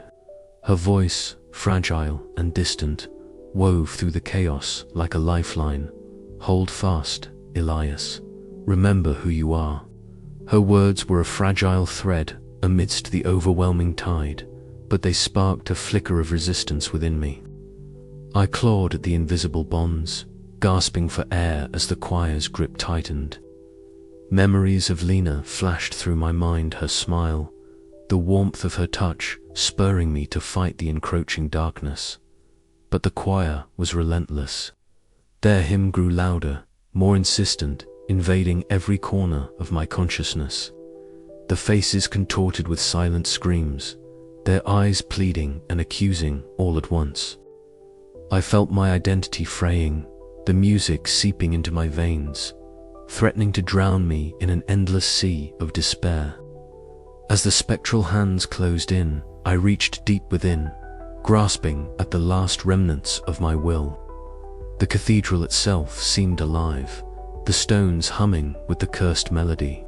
My breath hitched as visions overwhelmed me, Father Ambrose's desperate ritual, Sister Miriam's fading hope, Lena's fading light, all converging into a maelstrom of torment. I cried out, a sound swallowed by the choir's unending song, teetering on the edge of oblivion. Yet, even as I felt myself slipping, a spark of defiance ignited. This was not the end, not yet. I would not become another lost voice in their eternal hymn. But the battle had taken its toll. My limbs trembled, my mind a fractured mosaic of fear and determination. The choir's presence lingered, a dark shadow at the edge of my vision, promising that the final confrontation was still to come. The cathedral's walls seemed to close in, the hymn echoing endlessly, a reminder that the nightmare was far from over. I stood alone in the silence that followed, the echo of the spectral choir still ringing in my ears. The crimson trail beneath my feet felt heavier now, a binding chain I had yet to break. With Sister Miriam's whispered warnings still fresh in my mind, I knew the path forward was fraught with peril, but I could not turn back, not now, not ever. The cathedral waited, alive and hungry, and so did the hymn. I took a shaky breath and stepped forward into the darkness, ready to face whatever came next. The cathedral's ancient stones vibrated with the choir's unrelenting hymn, a dissonant wave crashing against the fragile walls of my sanity. I stood motionless at the altar, the cold marble biting into my knees as the invisible chorus swelled around me, their voices somewhere between a whisper and a roar wove through the air, thick and suffocating, each note a claw tearing at the edges of my mind.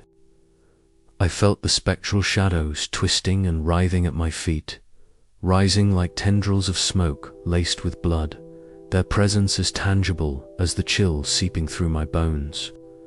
My breath came in ragged bursts.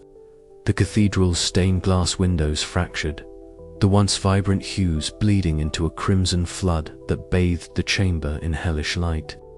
The sharp scent of rusted iron filled my nostrils, mingling with the low hum of the choir's song. Within the swirling haze, fleeting images, flashed faces distorted by pain, eyes hollow and pleading, mouths stretched in unending song. They were trapped in this eternal lament, and now, so was I also, the choir demanded. A sudden, spectral warmth brushed my shoulder. Sister Miriam's pale figure emerged from the shadows, her tattered habit fluttering like a dying flame. Her eyes, faintly glowing red, locked with mine, conveying an urgency words could not. "Fight," she whispered, her voice threading through the hymn, fragile yet resolute. "Do not let them claim you." Her presence was a fragile lifeline, a flicker of humanity in this nightmare. But even as I grasped at it, the choir's melody surged, seeping into my veins like poison. A violent tempest raged within me, the desire to surrender, to relinquish the unbearable weight of my grief and weakness, clashing against the fierce, stubborn ember of resistance. My muscles tensed. Sweat slicked my skin as I clenched my fists, nails digging into the marble. Then, with a raw, desperate howl, I answered the choir not with their cursed hymn, but with my own fractured, defiant melody. It rose from deep within, jagged and trembling, a counterpoint to the eternal song that sought to drown me. The cathedral shook, dust falling from shattered vaults as my voice clashed with the spectral choir. A battle of wills sung in blood and shadow. Pain exploded behind my eyes, the strain burning through every fiber of my being, yet I held on. Each note was a stake driven into the heart of possession, each breath a refusal to be consumed. The choir faltered, their voices wavering as if surprised by my resilience. But the fight was far from over. My identity, my very soul, hung in the balance between the suffocating embrace of the crimson hymn and the fragile hope of freedom.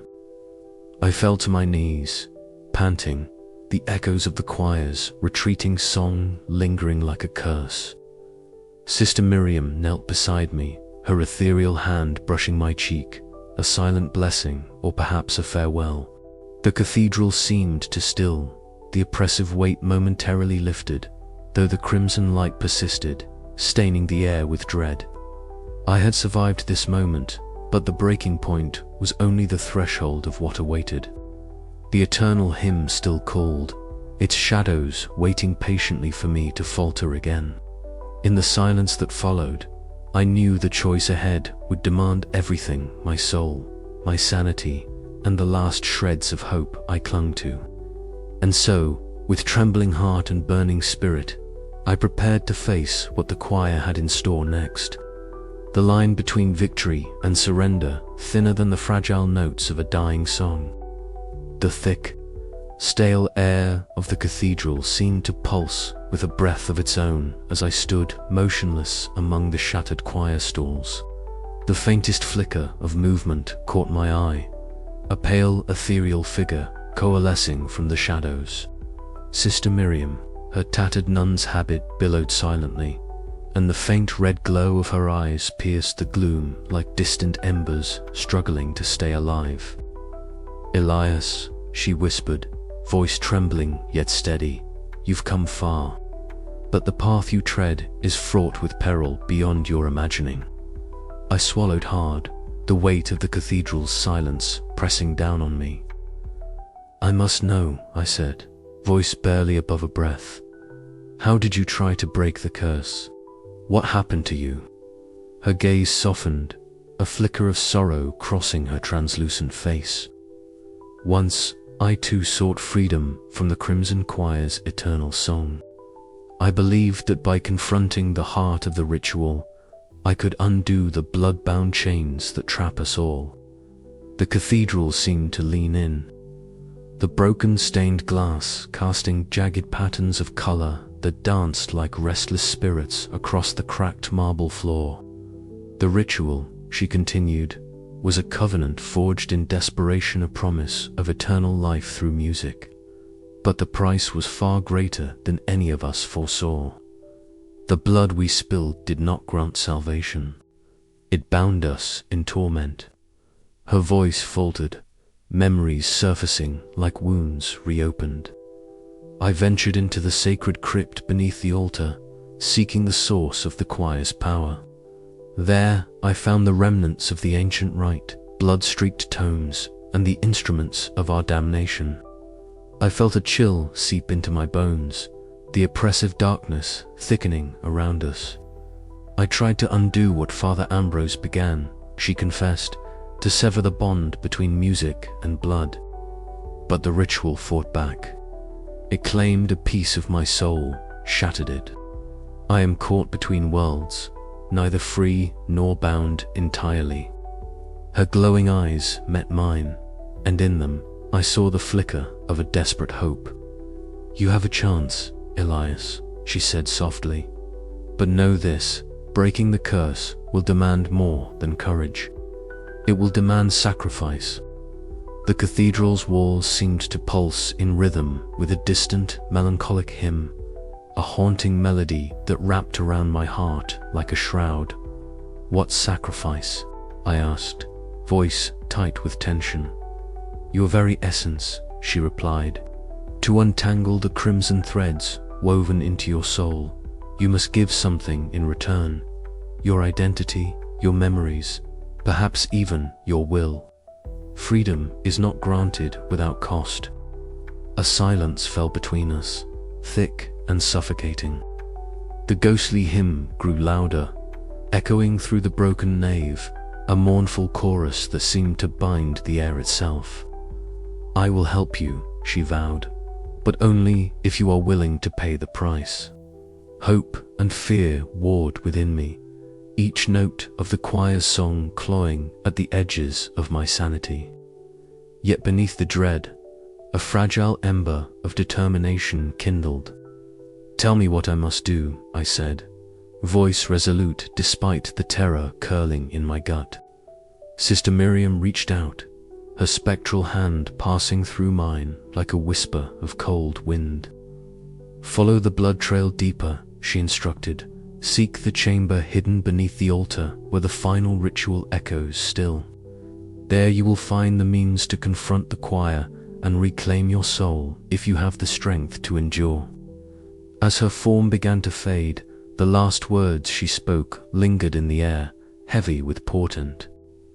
Remember, Elias, the choir's song is eternal, but so too is the hope that one day the melody might be silenced. Left alone in the cathedral's heart, I pressed my palms against the cold marble, the faint crimson stains beneath my fingers throbbing like a pulse. The choice ahead was clear, yet impossible: embrace the choir's eternal hymn, or risk losing everything in a desperate bid for freedom. The shadows lengthened, and the haunting melody swelled around me, a bittersweet requiem for the damned and the hopeful alike. I took a deep breath, steeling myself for the journey into the cathedral's darkest depths, where the final reckoning awaited. And as the hymn whispered its seductive promise, I knew that the path Sister Miriam revealed was my only hope, fragile, perilous, and drenched in sacrifice. The Crimson Choir's song was far from over, but perhaps, just perhaps, its eternal reign could be broken. And with that sliver of hope, I stepped forward into the shadows, the cathedral alive with silent anticipation.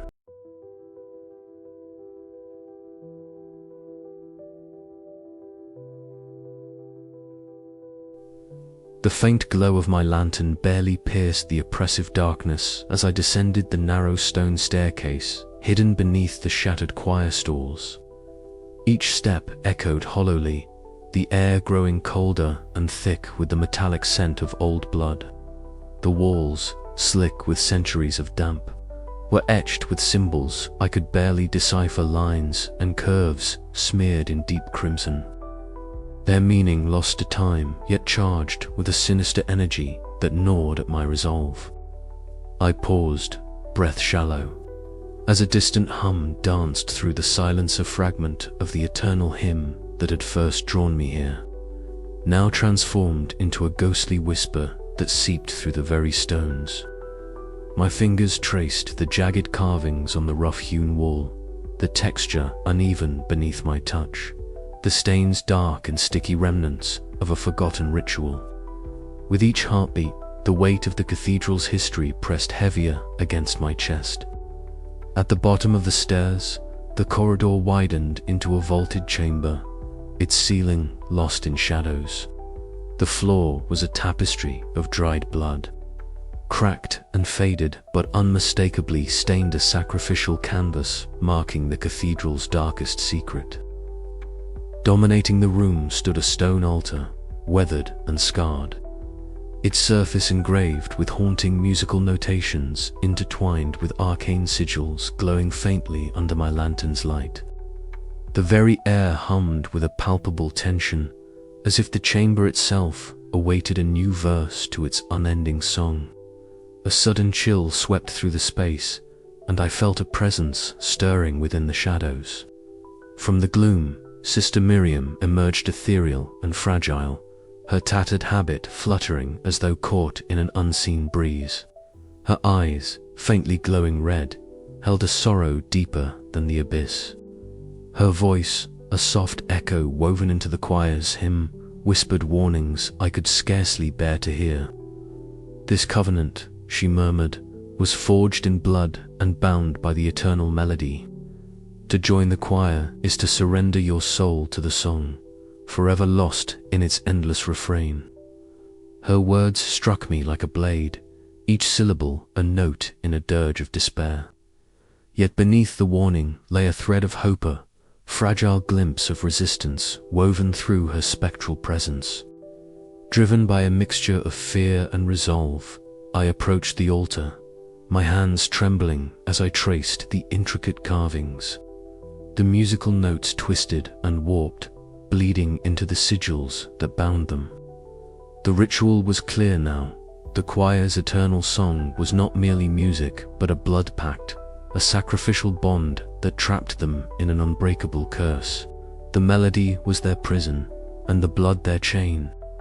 Suddenly, the hymn swelled around me, the invisible choir's voices rising in a crescendo that rattled the chamber's stones. The air thickened, charged with a dark energy that clawed at my mind, threatening to drown my thoughts in the endless refrain. I clenched my fists, fighting to hold onto my identity as the music sought to claim me. Sister Miriam's voice pierced through the chaos again, fragile but unwavering. "Remember who you are, Elias. The song is a trap, but the heart can break its chains." Her plea ignited a spark within me, a desperate hope that the curse might yet be broken. But as the choir's hymn surged, binding blood and soul in a sinister covenant, I realized the true horror. The path ahead was fraught with peril, and the choice to resist or surrender would shape my very existence. The chamber seemed alive, the shadows twisting and pulsing in time with the music. I took a deep breath, steeling myself for what was to come.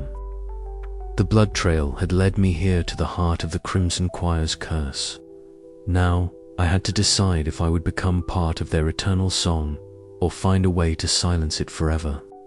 The melody rose once more, a chilling promise echoing through the ancient stones, and as I stepped away from the altar, I felt the weight of the covenant pressing down, the cathedral holding its breath, waiting for my next move. The cathedral pulsed beneath my feet, a living entity breathing in time with the choir's swelling hymn. The stained glass windows vibrated, fractured splinters of color bleeding into one another as the voices rose, a terrifying crescendo that echoed through the vast, decaying nave. Each note struck my very bones, a relentless tide of sound and blood that wrapped around my mind, squeezing tight.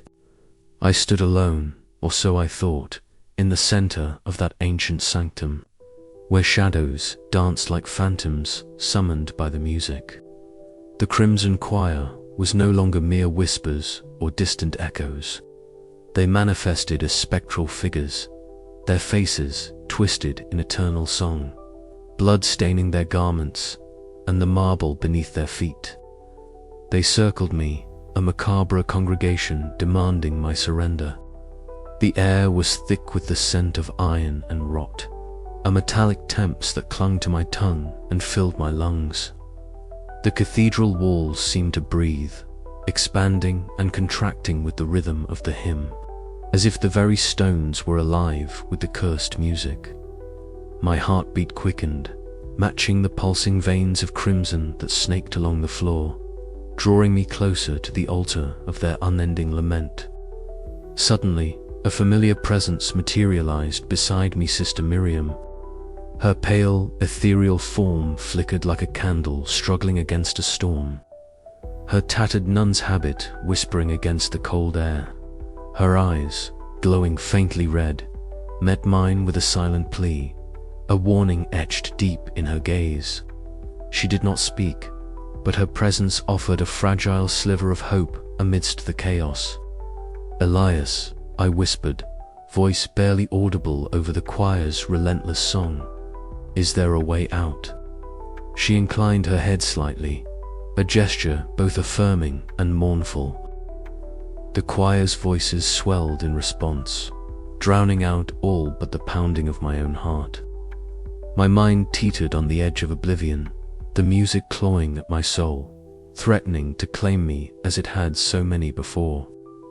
I clenched my fists, feeling the cold marble beneath my nails, grounding myself in the stark reality of the moment. The cathedral's pulse intensified, veins of blood glowing beneath the surface, spreading like wildfire across the floor. The eternal hymn was no longer a distant curse, it was a living, breathing force seeking to consume every shred of my being.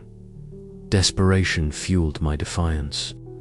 I would not become another lost voice in their unending song. Summoning every ounce of will, I forced my mind to resist the seductive pull of the Crimson Choir. The spectral figures recoiled, their anguished faces contorting in fury and sorrow as I pushed back against their dark embrace.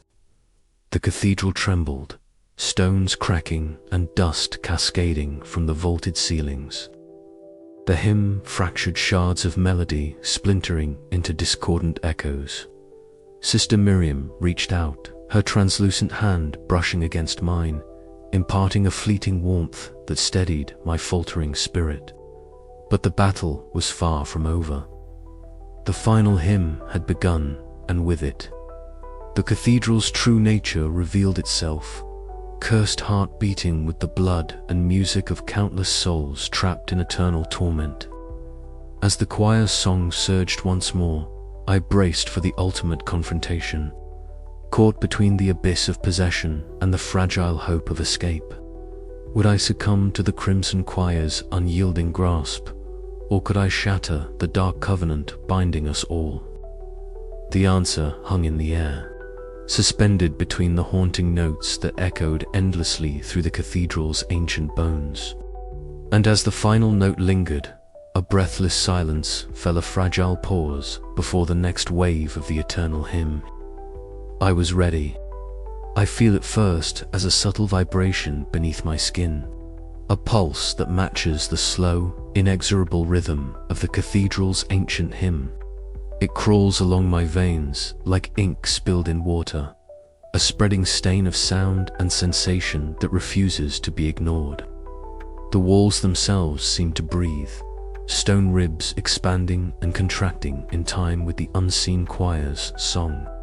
My head swims, the notes twisting and turning inside my skull, a maddening melody that burrows deeper with every breath. The air is thick, heavy with a scent I cannot name, iron, cold and metallic, mingling with something ancient and decayed. The hymn swells, a cacophony of disembodied voices layered and warped into a single, eternal chorus. Each syllable is a claw, scraping my mind, tearing at the fragile tapestry of my thoughts. I stagger, clutching the cold marble pillar beside me. The stones slick beneath my fingers with a film of dampness that tastes faintly of blood. A flicker of movement catches my eye sister, Miriam. She stands a few paces away, her pale form almost translucent, eyes glowing faint red in the dim light. Her gaze meets mine, filled with a silent plea. For a moment, the choir's relentless song dims, and I grasp at the fragile thread of clarity she offers. Elias, her voice is barely more than a whisper, blending with the hymn yet distinct. Remember who you are. Fight, hold on. But the music surges again, louder, more insistent. The choir's spectral members materialize around me, their forms shadowy and smeared with blood, as if their existence is bound to the very curse that holds them captive. Their faces are twisted, distorted masks of sorrow and malice, mouths moving in perfect unison as they chant the cursed hymn. Their voices seep into my bones, each note a shackle tightening round my soul. I fall to my knees, the cathedral spinning and warping. Memories flicker images of Lena's smile, the last time I held her hand, the notes of my unfinished compositions. But the choir's song drowns them out, replacing my past with an endless looping melody that threatens to erase the very essence of who I am. Desperation claws at me. I scream, voice raw and broken, but the sound is swallowed by the hymn. My reflection catches my eye in a shattered pane of stained glass.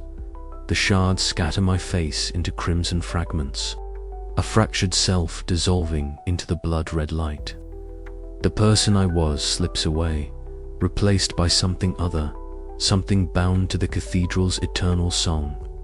Yet, even as the possession tightens its grip, I feel a flicker of resistance's stubborn ember buried deep inside, kindled by Sister Miriam's silent plea. I do not know how much longer I can hold on, but I will fight.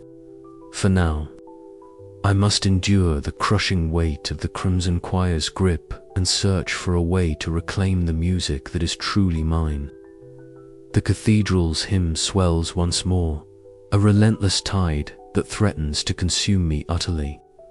But within the storm of sound and shadow, I whisper back my defiance, fragile, wavering, but unbroken. The cathedral's oppressive silence shattered into a crescendo as the quiescence swelled around me, folding the ancient stone in waves of sound that pressed against my skin and seeped into my bones. I stood at the heart of the vast nave, the cracked marble altar before me bathed in a sickly red glow cast by fractured stained glass.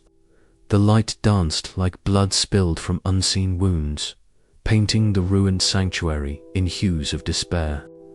The air was thick with the scent of damp stone, old incense, and something iron-tinged that made my stomach churn, the unmistakable scent of fresh blood. I knelt slowly, my hands trembling as they touched the cold altar surface. The hymn wove itself into my mind, notes twisting and curling like smoke tendrils, promising release and torment in equal measure. Around me, the shadows deepened. The choir was no longer just voices in the dark, but a presence that pressed into the edges of my vision. Flickers of distorted, blood-streaked faces appeared and vanished in the periphery. Their unblinking eyes locked on me, demanding, pleading, condemning. My heart thundered painfully against my ribs as the choice I had dreaded became undeniable. To join them, to surrender my will, and become another lost note in their eternal crimson song, or to fight, to flee into the night and risk losing everything, including my very self. The cathedral itself seemed to pulse with the rhythm of the choir's song, the walls breathing to the cadence of a melody older than time.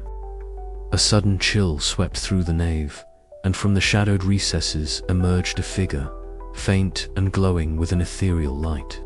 Sister Miriam. Her tattered nun's habit fluttered as if caught in a ghostly breeze, and her eyes, faintly red and brimming with sorrow, found mine. Her voice was a whisper, barely audible beneath the choir's overwhelming chorus. "Elias," she said, her tone both warning and pleading. "The choice is yours, but heed. This escape is not freedom, and surrender is not peace. The hymn will bind you, but so will the running." Her words struck me like a blade, cutting through the fog of fear and confusion. I wanted to ask her what she meant, but the choir's voices rose in fury, drowning out her fading presence. The spectral figures drew nearer, their mouths opening in silent, blood-stained hymns pressing closer, their cold breath like the last winter chill. I staggered back, every instinct screaming to run, yet my legs felt rooted in place. The cathedral spun around me, the oppressive song wrapping tighter, twisting my thoughts, tearing at the edges of my sanity. Memories of Lena flickered, her laughter, her tears, the ache of her absence, fueling a fragile flame of resistance within me. With a gasp, I tore my gaze from the choir and bolted toward the shadows at the nave's edge. The corridors twisted and turned in labyrinthian confusion, the choir's hymn chasing me like a living thing, each note a claw scraping at my skin. The walls seemed to breathe and pulse, narrowing the path, closing in. I stumbled, breath ragged, heart pounding so loudly it drowned out even the choir's relentless song. Behind me, the spectral faces reached out with silent cries, their distorted features etched with eternal sorrow. I pressed on, driven by a desperate hope that somewhere beyond this cathedral's cursed walls lay freedom. But the hymn throbbed within my veins now, a dark covenant intertwining blood and music, threatening to claim me forever. At the threshold of the exit, I paused, the cold night air beckoning beyond the heavy doors. The choir's final notes surged, a wave of sound that threatened to shatter my resolve. My hands trembled on the rusted iron handle, my soul balanced precariously between surrender and escape. I closed my eyes and listened, not to the choir, but to my own breath, the faint pulse of life still beating within. Then, with a scream that tore through the cathedral's haunted silence, I wrenched the doors open, and stumbled into the night, the hymn echoing behind me like a shadow I could not outrun. But as the cool air filled my lungs, a terrible question lingered in the darkness. Had I truly escaped, or was I now just another voice in the Crimson Choir's eternal song? The heavy oak doors groaned beneath my shaking hands as I forced them open, stepping into the cavernous nave.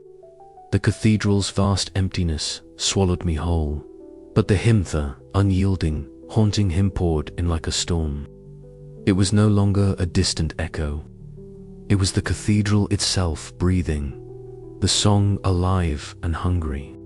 Shadows writhed at the edges of my vision, coalescing into blood-stained figures whose distorted faces sang in unison, their voices both a siren's call and a predator's growl. I stumbled forward, my breath ragged, heart hammering against my ribs like a frantic drum. Each footfall on the cracked marble sounded a desperate prayer. The crimson stains beneath my boots seemed to pulse, veins of ancient sorrow and terror winding through the cold stone. The choir's melody threaded through my mind, weaving itself into my thoughts. A poisonous lullaby promising release and damnation in equal measure. Turning sharply, I navigated the labyrinth of decaying pews and shattered stained glass, the kaleidoscope of fractured colors casting ghostly patterns on the walls. The cathedral was no longer just a building, it was a living nightmare, its stone bones twisting and breathing. The air thickened with the scent of old incense and rusted blood, suffocating and intoxicating. As I ascended a spiraling stairwell, the choir's voices crescendoed, a tidal wave crashing against the fragile walls of my sanity. Notes tore through the silence, stabbing at my resolve with icy fingers. The spectral choir manifested in fleeting glimpses, faces, half seen in dim light, their mouths moving in a grotesque harmony, eyes hollow yet burning with eternal pain. My limbs trembled, exhaustion clawing at me, but the thought of surrender was a darker terror. I pressed on, each step a battle against the invisible chains tightening around my soul. Then, from the gloom, a figure emerged, Sister Miriam. Her pale form flickered like a candle flame in a storm. Her eyes glowed faintly red, filled with sorrow and warning. She said nothing, but her presence was a fragile lifeline, a whispered promise that escape was not impossible. Her apparition faded as swiftly as it had come, leaving me alone with the choir's relentless hymn. The corridors twisted unnaturally, the walls seeming to close in, stained glass morphing into bleeding wounds of color. The ancient exit loomed ahead, a portal between damnation and freedom. But the choir was not finished. Their voices rose to a terrifying crescendo, a flood of sound that threatened to drown my very being. The spectral figures surged forward, a wave of anguish and bloodlust.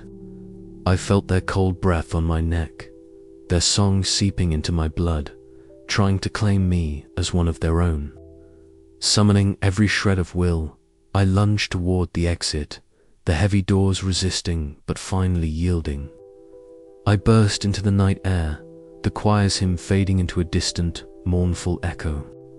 Yet, as I collapsed on the cold stone steps outside, the question lingered: had I truly escaped, or was the Crimson Choir's song now a part of me, an unbreakable bond sealed in blood and music? My breath came in ragged gasps as the city's silence enveloped me, but the melody, faint, haunting, lingered in my ears. The cathedral stood behind me, a dark sentinel guarding its eternal hymn. And somewhere deep inside, I knew this was not the end.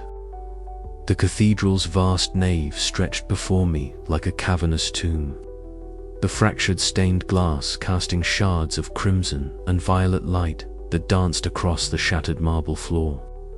Each flicker of color seemed to pulse in time with the distant, mournful melody that had drawn me here, the lament of the Crimson Choir. It was no longer a distant echo, but a tangible presence, wrapping around me like a shroud of sorrow and despair. I stood motionless, breath shallow, as the choir's lament swelled into a sorrowful chorus that seemed to seep from the very stones. The sound was layered and complex, voices intertwining in a harmony both beautiful and agonizing, a symphony of eternal suffering. It was a song not meant for the living, but for souls trapped in endless torment. As I let the melody wash over me, the oppressive atmosphere thickened. The air grew colder, carrying the faint scent of iron and decay. From the periphery of my vision, shadowy figures began to materialize, ghostly, blood-stained specters, their distorted faces frozen in expressions of infinite anguish. They hovered in the half-light, their mouths moving in silent song, their voices joining the lament in a chilling unison. The spectral choir surrounded me, their presence both terrifying and tragic. I felt an aching empathy swell within me, a connection forged through shared pain and loss. These were not mindless monsters, but victims, once vibrant souls, now bound to the cathedral and its cursed him by a forbidden blood ritual whose price was eternal damnation. Suddenly, a faint glow appeared near the altar. Sister Miriam emerged from the shadows, her pale form shimmering like a fragile flame against the darkness. Her tattered nun's habit fluttered as if caught in a spectral breeze, and her eyes glowed faintly red, reflecting the torment that had become her eternal prison. Her voice wove through the choir's lament, soft yet resolute. They suffer because of the choices made in desperation. Bound by cords of blood and song, she whispered, her tone laced with sorrow. I once tried to break their chains, but the cost was my own soul. You must decide, Elias will. You join them or fight for your freedom. Her words pierced the haze of despair that threatened to engulf me, offering a fragile thread of hope amid the suffocating darkness. I wanted to believe there was a way out, a path beyond the cathedral's cursed walls. But the choir's lament grew louder, the walls vibrating with the weight of their eternal song. The blood-red light spilled from fissures in the stone, casting grotesque shadows that writhed like living things. The cathedral itself seemed alive, breathing and pulsing in time with the hymn that bound the choir. The sound enveloped me completely, a suffocating embrace of sound and shadow that clawed at my very essence. In that moment, I felt the true cost of the choir's curse, not just the loss of life, but the erasure of identity. The soul's slow unraveling in the face of an unending, soul-consuming hymn. Their lament was a warning and a plea, a tragic symphony of despair that echoed through the corridors of eternity. Torn between empathy and fear, I grappled with the choice laid bare before me. To join the choir would mean surrendering my will, becoming part of this eternal lament. To resist meant risking everything, my sanity, my very existence, in a desperate bid for freedom. The choir's voices rose to a crescendo, a heart-wrenching cry that reverberated through the cathedral's vaulted ceiling. Sister Miriam reached out, her ethereal hand brushing against my cheek, her eyes shining with a mixture of compassion and warning. "Remember who you are, Elias," she urged. "The song is eternal, but so too is hope." And with those words, the cathedral plunged into silence, leaving me suspended in the heavy stillness. The weight of the choir's lament pressing down like a living thing. The choice lay before me, stark and unyielding, to succumb to the sorrowful hymn or to fight for a fragile chance at escape. But as the echoes of the choir's lament faded into the shadows, one question lingered in the air: could I truly break free? Or was I destined to become another lost voice in their eternal song? The cathedral held its breath, waiting for my answer. The air thickened as I stumbled through the cathedral's labyrinthine halls, the haunting hymn swirling around me like a living, breathing entity. It was no longer just a melody. It had become a tangible presence, wrapping itself around my mind in twisting tendrils of sound. Each note echoed off the cracked stone walls, sometimes distant, sometimes deafeningly close, as if the choir's voices were both everywhere and nowhere at once. My breath came in ragged gasps, heart pounding against my ribs like a desperate drum. Shadows flickered at the edge of my vision, blood-streaked figures with distorted faces, their mouths moving in a silent chorus of agony and invitation. I willed myself not to look directly at them, fearing that their gaze might pierce through the veil of reality and drag me into their eternal torment. A sudden flicker of crimson light caught my eye, and there she was, Sister Miriam. Pale and ethereal, her tattered nun's habit swayed as if caught in a breeze that did not exist. Those faintly glowing red eyes met mine, and in their depths, I saw a silent plea, a desperate warning. She reached out, but her form dissolved into shadow before I could grasp her hand. The fleeting moment of hope vanished, leaving me clutching at emptiness. The stained glass windows shattered into kaleidoscopes of fractured color, the once beautiful images bleeding into pools of deep red and black. The cathedral's marble floor became a river of shadows and light, dancing in grotesque patterns as the choir's lament rose to a chilling crescendo. It was a sound both beautiful and terrible, a requiem that promised release but delivered only endless suffering. I moved toward the archway that marked the boundary between this cursed place and the cold night beyond. The air seemed to thicken, the hymn wrapping tighter around my soul, blurring the line between the cathedral's oppressive darkness and the fragile hope of freedom. My legs trembled, my hands slick with sweat, torn between the irresistible pull of the eternal song and the desperate need to escape.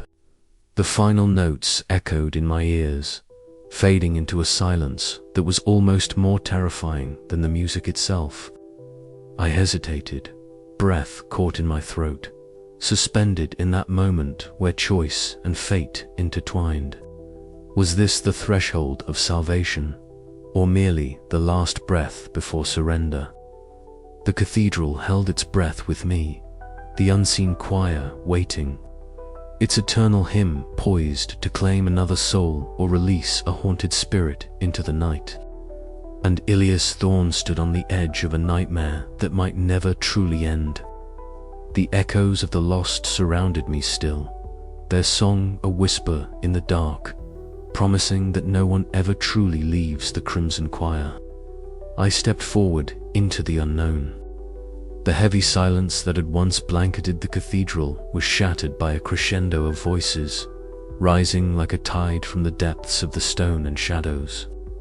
I stood in the nave, the vast chamber that had witnessed centuries of prayers and now echoed with a sinister, unending hymn. The stained glass windows, long shattered, threw fractured shards of crimson light onto the cold, blood-streaked marble floor beneath my feet. The air vibrated with an invisible force, a chorus of unseen throats singing a melody both hypnotic and horrifying. Every note clawed at the edges of my sanity, seeping through my veins with a venomous sweetness. The choir was no longer a distant whisper. It was a roaring presence, a living, breathing entity that sought to swallow me whole. My heart pounded in tandem with the rhythm, a desperate drumbeat against the darkness that threatened to envelop my soul. In the midst of this suffocating symphony, a figure materialized beside me, Sister Miriam. Her pale, ethereal form flickered like a candle in the storm, her tattered habit whispering against the cold stone. Her eyes, faintly glowing red, held a sorrow so deep it pierced through the madness surrounding us. "Elias," she murmured, her voice a fragile thread woven into the choir's unyielding song. "The covenant binds us all. To join is to lose yourself, yet to flee is to invite the darkness into your heart." Her words were both a warning and a lament, a reflection of her own tragic fate as a caretaker who had once tried to resist but ultimately succumbed. Her presence was a fleeting beacon of hope, a reminder that even in this prison of sound and blood, fragments of humanity endured.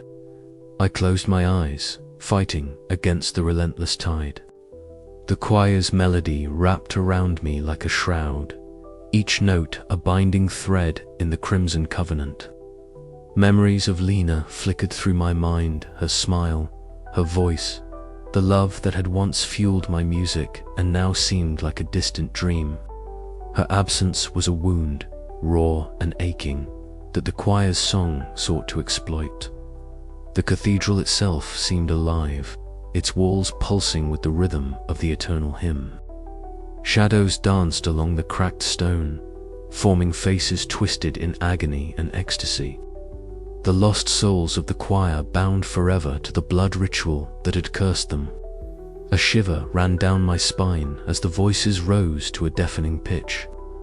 I felt my identity fragmenting, the edges of myself slipping away with every haunting phrase. The music was no longer external. It was inside me, invading my very being, twisting my essence into something unrecognizable. Desperation surged within me. I lunged toward the massive cathedral doors, the final barrier between the nightmare and the cold embrace of the night. The choir's lament followed me, a spectral chorus that clawed at my heels and whispered promises of eternal belonging. Bursting through the doors, the chill night air hit my skin, sharp and real. The city lay silent around me, bathed in the pale light of a waning moon. For a moment, relief flooded my senses. The oppressive weight of the cathedral's song lifted, replaced by the biting clarity of freedom. Yet, as I glanced back, the vast silhouette of the cathedral stood, unwavering, its shadows pulsing faintly with the echo of the unseen hymn. The line between escape and possession blurred, and I could no longer tell if I had truly left or become another voice in the Crimson Choir's eternal song. The night stretched ahead, cold and uncertain. I was free, or so I believed. But the melody lingered, a sinister promise that some songs never end. And so the eternal hymn plays on.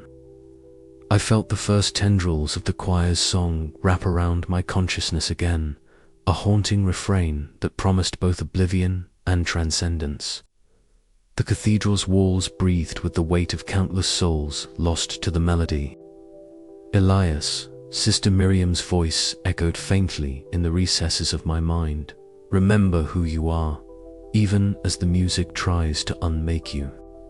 I clung to that fragile hope, even as the Crimson Choir's hymn threatened to consume all that I held dear. The eternal song was no longer just a curse, it was a part of me now, a dark covenant etched in blood and sound. The final note hung in the air, unresolved and infinite, as I stepped forward into the uncertain dawn.